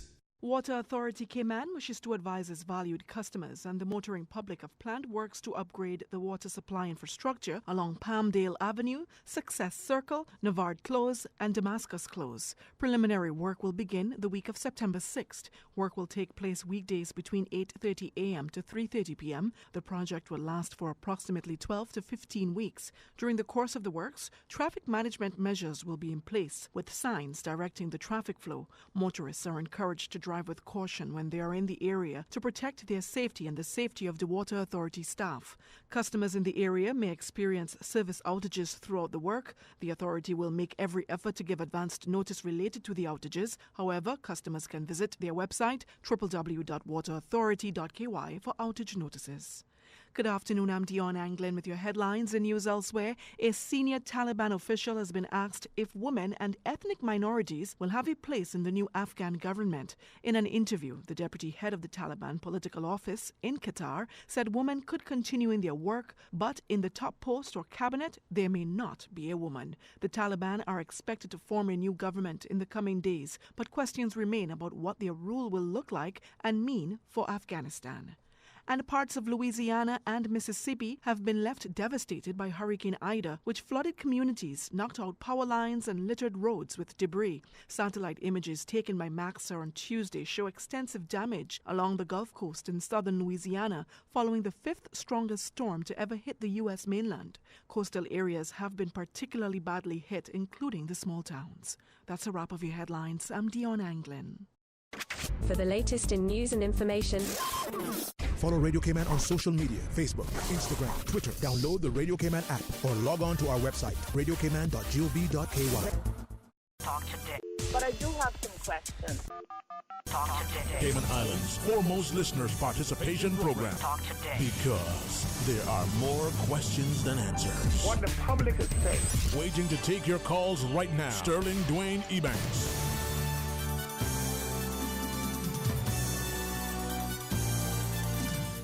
Afternoon, welcome back, and thanks for joining us. It's open line here on this Wednesday afternoon's edition of Talk Today, as we invite you to call us 949-8837 or 1-800-534-8255.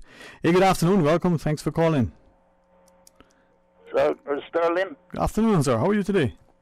Not bad. Who's in charge of the government offices down there? Who is in charge? Which offices in particular, sir? All the government service. Isn't it the UK? End of the day, I mean.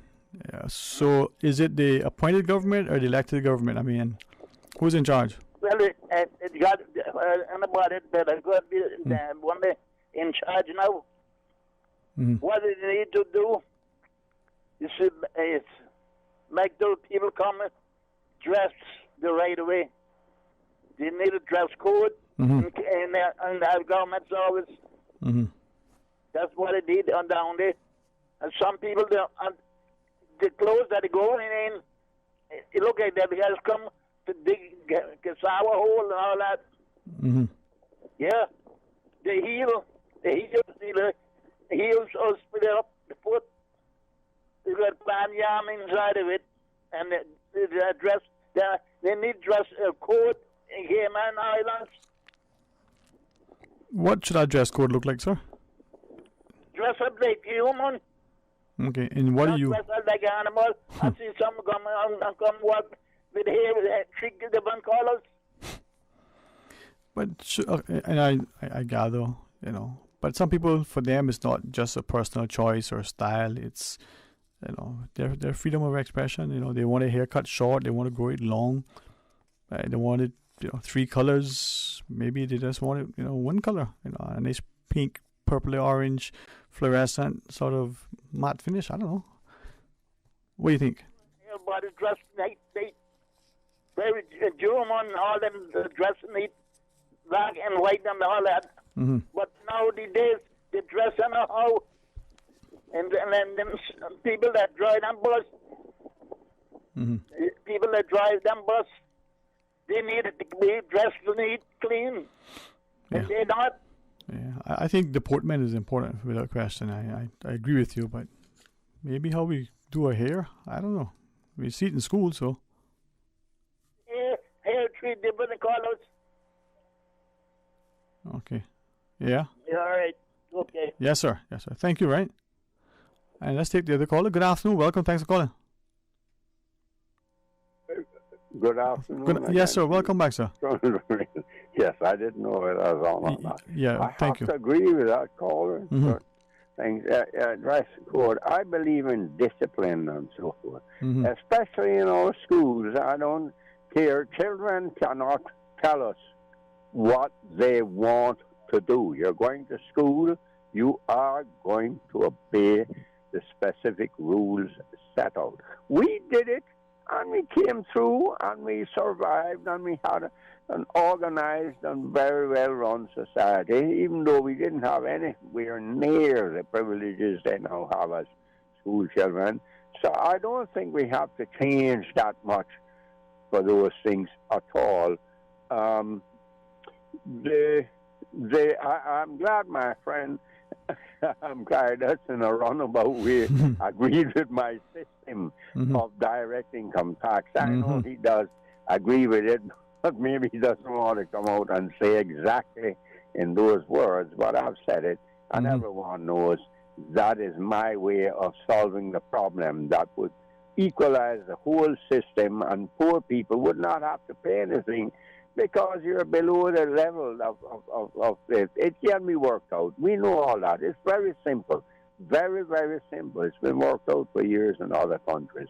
And it would even out everything, and everybody would be much, much better at an equal rate and happier with what they have to do as far as we talk about mandatory things. I'm against that word as long as it applies to removing something from your salary and it says mandatory. I am absolutely against it being in any other form but being paid to the government as a tax. I will not continue with any conversation with anyone about that. I agree with that lady who was talking about the South Church Street and all that. I'm pretty sure her family has been there for generations. And yes, it's very difficult to see those things interrupted and set aside. But this is what has happened with us. And as you quite rightly say, we can't keep blaming governments because we know what has happened. We have made the decision. People have come and said, sell this land, sell that land, put this there.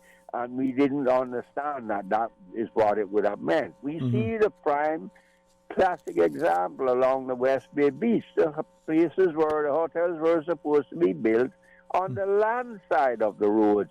It did not happen. And we see what obtained from that. And this is where we're at. To correct these things is very, very difficult now, to correct all these mistakes. We move along, and I would like to just say this. My congratulations to Mr. Gilbert McLean, my friend, in being appointed as chairman of I think it's, he's been appointed the new chairman for the University College of Cayman Islands here, and a perfect example of son of the soil, so to speak. It has always been sons of the soil, and maybe we should soon have a daughter of the soil. But anyhow, being appointed there, but I'm glad for him, and so forth. And I think it will continue on. But we have to look at ourselves, Sterling Green, when it comes to changing or not changing. I don't believe too much in change. But if we continued with how we were, and realize that we have to stand up and keep these same principles in place and say, well, this is what we want, but we don't need all this type of thing or this type of change here in this particular spot. We know people need jobs. It's a different world now. We have allowed 140 nationalities, 138. So it has to be a major, major difference in how we move forward to satisfy those people, to have jobs for them. This is what we have done, and it's hard for many of us, especially my age, to accept this. And remember the Cayman of 50 years ago, where we controlled everything. The majority of Caymanians were generational Caymanians. The majority of people employed were generational. They could pick, choose, and refuse. Some went back to sea, some didn't. The whole point is it's a very, very different Cayman now. And for us, the older ones, to accept this, it's very difficult. But we have to accept it, fit in, and try to adjust and get our MPs now to try to see things our way somehow. It's very difficult, but this is what I'm trying to say. We have to try to let them see things our way. Maybe allow us certain privileges, certain things, certain tax benefits, certain things that will accommodate us and allow us to continue to live in that way. I know it's very difficult. What I'm saying may sound confusing or uncombobulated, whatever you want to call it. But this is a reality. It's very difficult for us to live in this new Cayman and try to think we can continue with the concepts of the Cayman of 50 years ago. It's almost impossible. Have a wonderful day. I'll listen on. And to you, sir. And to you very much for that. Let's just quickly pause and take this final break. And when we come back, rejoin our callers. Stay tuned for Talk Today. Busy, busy, busy. Feel like there's not just enough hours in the day. Savannah Pharmacy, service to make your life easier. Now you can WhatsApp your prescription order to 929-5045. And pickup is just around the corner with everything your family needs and convenient opening hours including Sundays and holidays. WhatsApp your prescription order to 929-5045. Savannah Pharmacy, wholesome values with modern conveniences.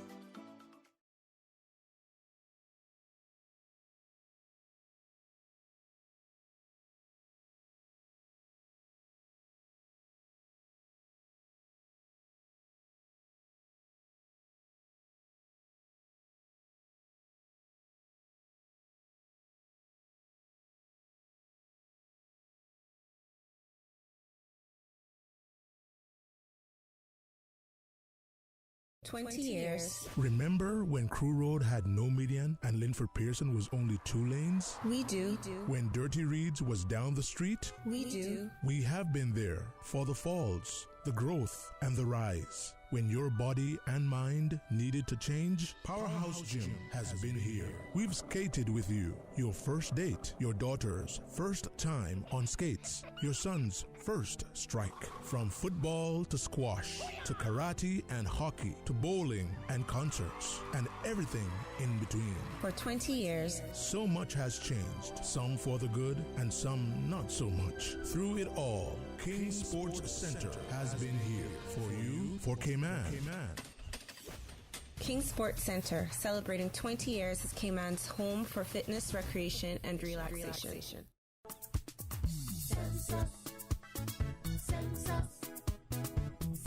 The 2021 census begins on the 10th of October. Every person in the Cayman Islands will be counted. The population count and data are protected and authorized by the Statistics Act. The information is confidential and cannot be shared with any law enforcement agency. Every person counts, no matter who you are or where you live. So have your say in the 2021 census. 2021 census. Everyone counts. Dress for success and demonstrate school pride by learning and following the National Dress Code Policy and the specific dress code for each government school. Under the National Dress Code Policy, makeup, nail polish, and jewelry other than wristwatches are not permitted. Girls' hair must be worn in natural styles and color. Undergarments concealed. Skirts knee length and sneakers or shoes black. Take pride in your stride today. View the complete dress code policy at www.education.gov.ky. This is a message from the Ministry of Education. Wouldn't it have been grand if you had purchased land 30 years ago? It may not be 2020, but a perfect vision has never been more clear. Cayman Brac and Little Cayman, poised for growth with an eye on the future. Your land, your history, your future. Discover all that our sister islands have to offer. Talk today. But I do have some questions. Talk today. Cayman Islands' foremost listeners' participation program. Talk today. Because there are more questions than answers. What the public is saying. Waiting to take your calls right now. Sterling Dwayne Ebanks.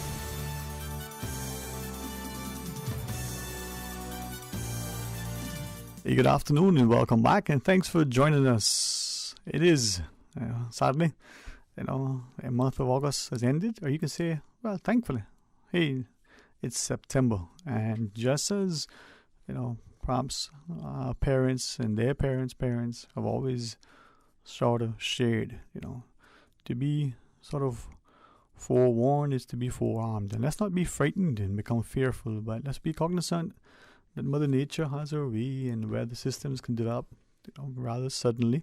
So preparation is key. And as we're planning, let's ensure that we think of others, not just ourselves. I've dropped the ball a few times in recent and never perhaps be able to sort of forgive our missteps.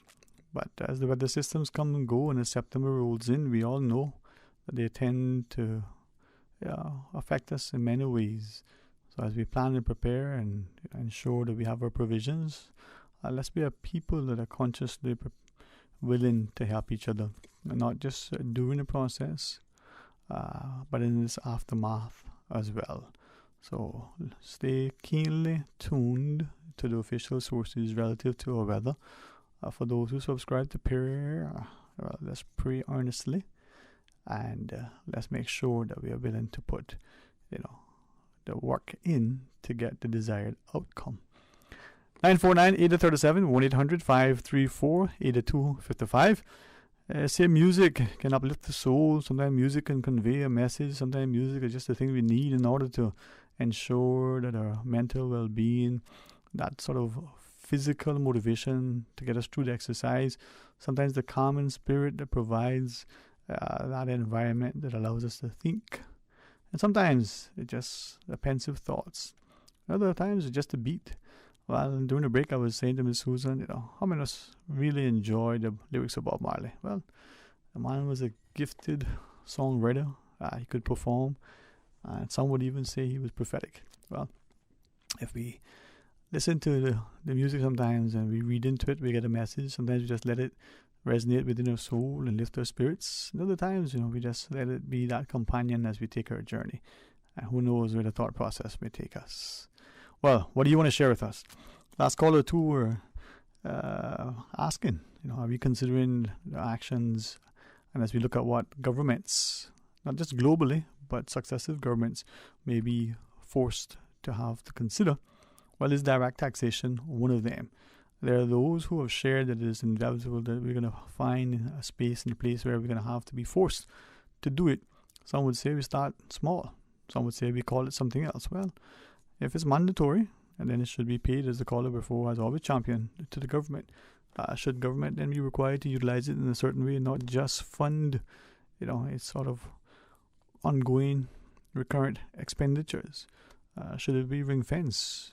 Government taxes, for instance, on vehicles should be for this, that, or the next thing. Well, the questions to be asked, and how are they going to be addressed? Well, direct taxation. Do you want an income and all sort of monies that we earn from dividends to the sale of properties? Should it be on property?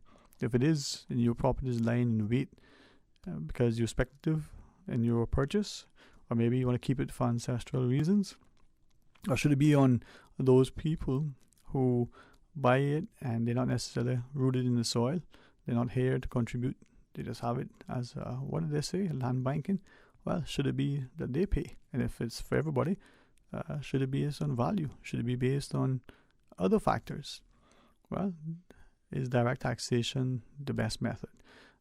Does it cause people to lose incentive and become more productive? So you're paying in taxes based on your earnings. Well, will you not want to work as hard to earn as much because you lose more of it in taxes? Should it be a flat tax? 10% across the board.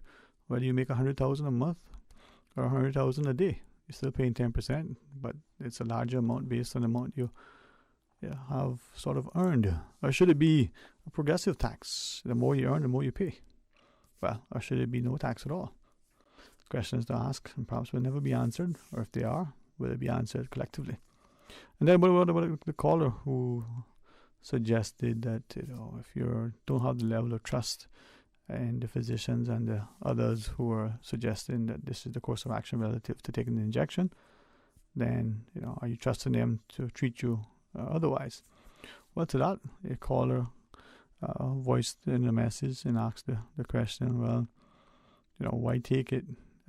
Let's read it for you. Where did they post it up here just then? While we find that 949-8037,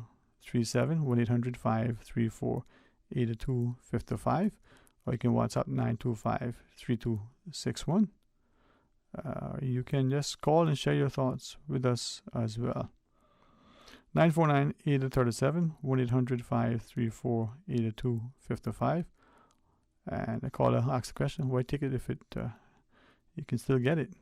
Well, something to ask.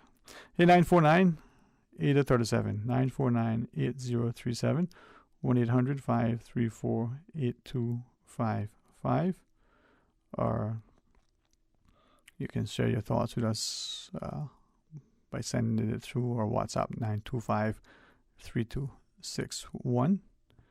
Or if you choose and you want to, this person writes simply, why take the vaccine if you can still get COVID? Well, what is it that we're told?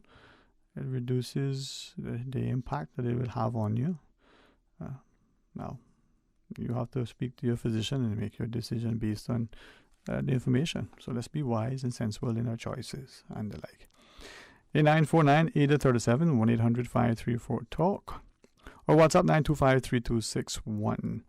Well, something to think about as we go into tomorrow. Are we considering, the notion that governments maybe, not that they want to, they may be forced to look at new taxes, and is direct taxation on incomes, properties, and the like something that should be considered? There are probably very few jurisdictions that do not necessarily have a form of direct taxation on those two things. If we introduce them, to what extent, and when, and how?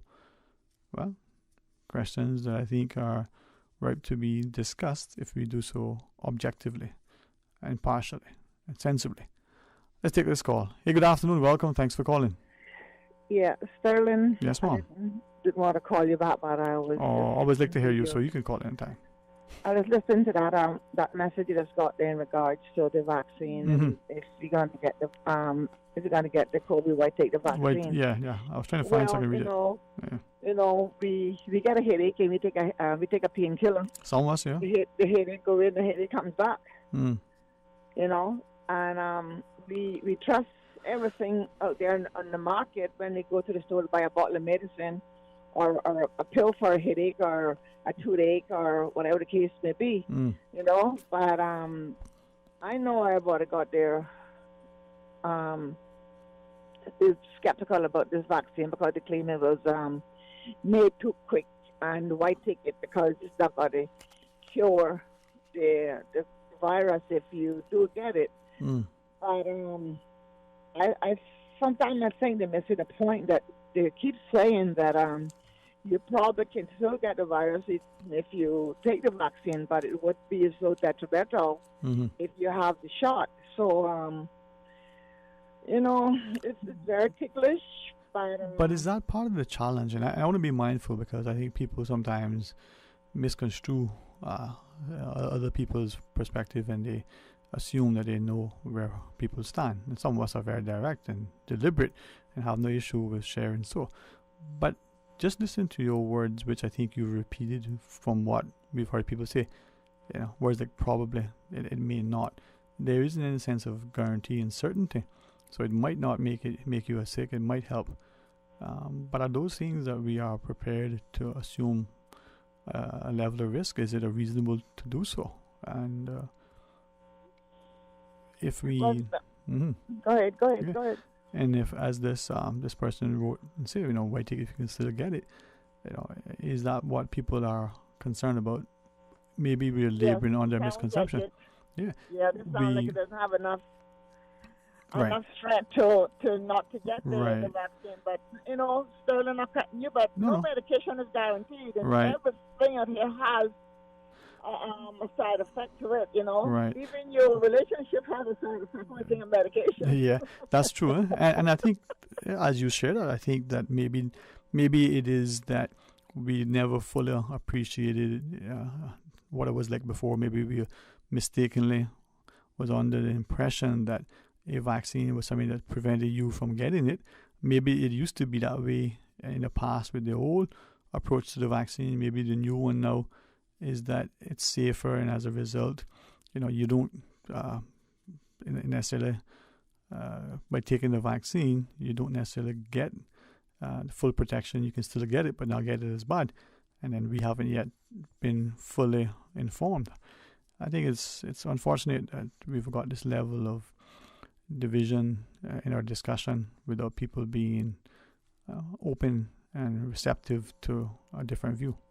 You know what's going to happen? I believe if and when we do open the borders here, the cruise ships and more at the airport, and this coronavirus and its Delta get a real spread to the island. Then they don't want to be in the government. Oh, they didn't do enough to persuade us. So they didn't give us enough information. And they should have to stop. If the government runs out of it, or the HSA runs out of it, or the hospital runs out of the vaccine, and there's no one, all of this is that somebody does decide, I want to go get this because I seen so and so dead, and I can't be the jack is gone, I can't be bitches behind, all that kind of crap. You understand? So somebody going to get the blame down the line. And, the government going to get the blame. Right. I don't know how much more government can come out and how much more HSA can come out and tell us about this the virus and this. Exactly.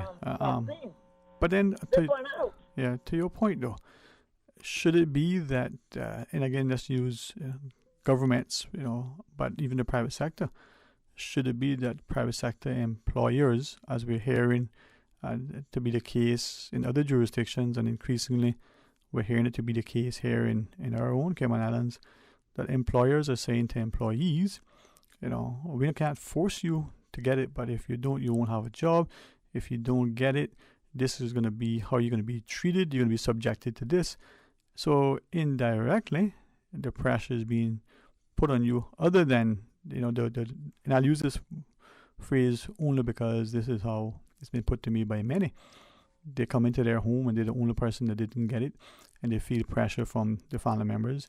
They feel it from their colleagues and friends. They're feeling pressured, coerced, cajoled, bullied, phrases that people have shared.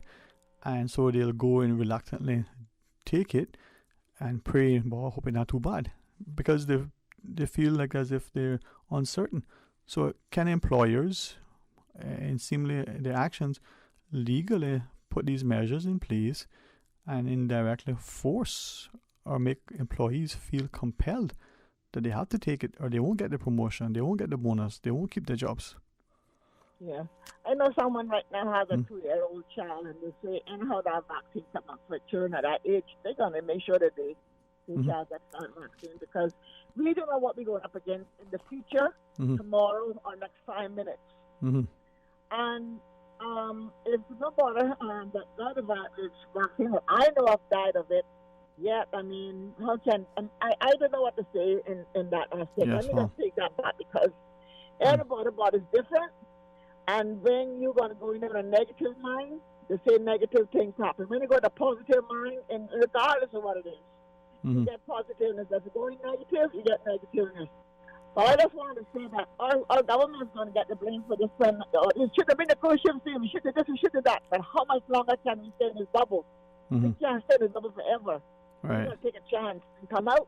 But you need to try to listen, respect yourself to the fact of, you know what?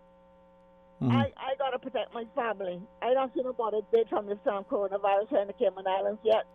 And people have side effects from a Tylenol, from a birth control, or antibiotics. Right. I'm on some medication right now, they're full of side effects. Well, I appreciate you sharing, and I think as I'll read one this last message, I mean, people ask me, what about the children?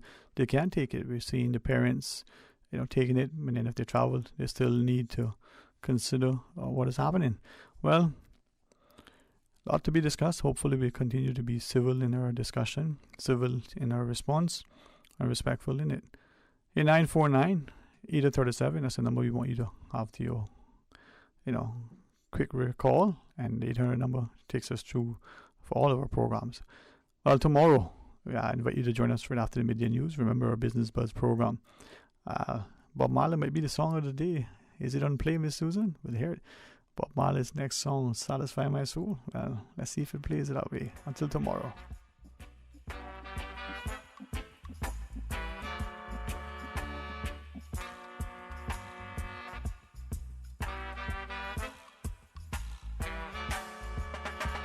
Oh, please, don't you rock my boat. 'Cause I don't want my boat to be rocking. Oh, please, don't you rock my boat. No, no, 'cause I don't want my boat to be rocking. I'm telling you that, oh, I like it like this. So keep it steady like this. And you should know by now. I like it. I like it like this. I like it like this. Ooh, yeah. Satisfy my soul. Oh, yeah. Satisfy my soul. Every little action, there's a reaction. Oh, can't you see what you've done for me? Oh, yeah. I'm happy inside all of the time. Oh, when we bend the new corners, I feel like a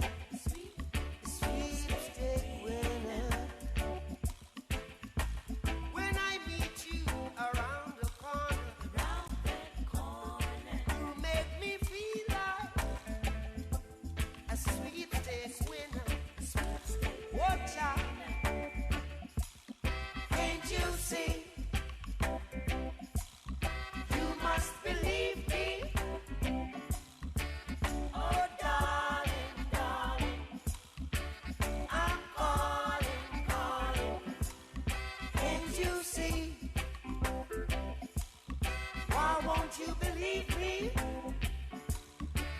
Oh, darling, darling, I'm calling. When I meet you around the corner, oh, I said, baby, never let me be alone. And then you hold me tight, you make me feel alright. Yes, when you hold me tight, you make me feel alright. Woman, satisfy my soul, satisfy my soul. Talk Today is brought to you by Subway, open 24 hours in Countryside, Anderson Square in Georgetown, and Centennial Towers in West Bay. And by the Ministry of District Administration, Tourism and Transport. Explore your history, explore your land, explore your sister islands. And Savannah Pharmacy in Countryside Shopping Village, convenient opening hours including Sundays and holidays.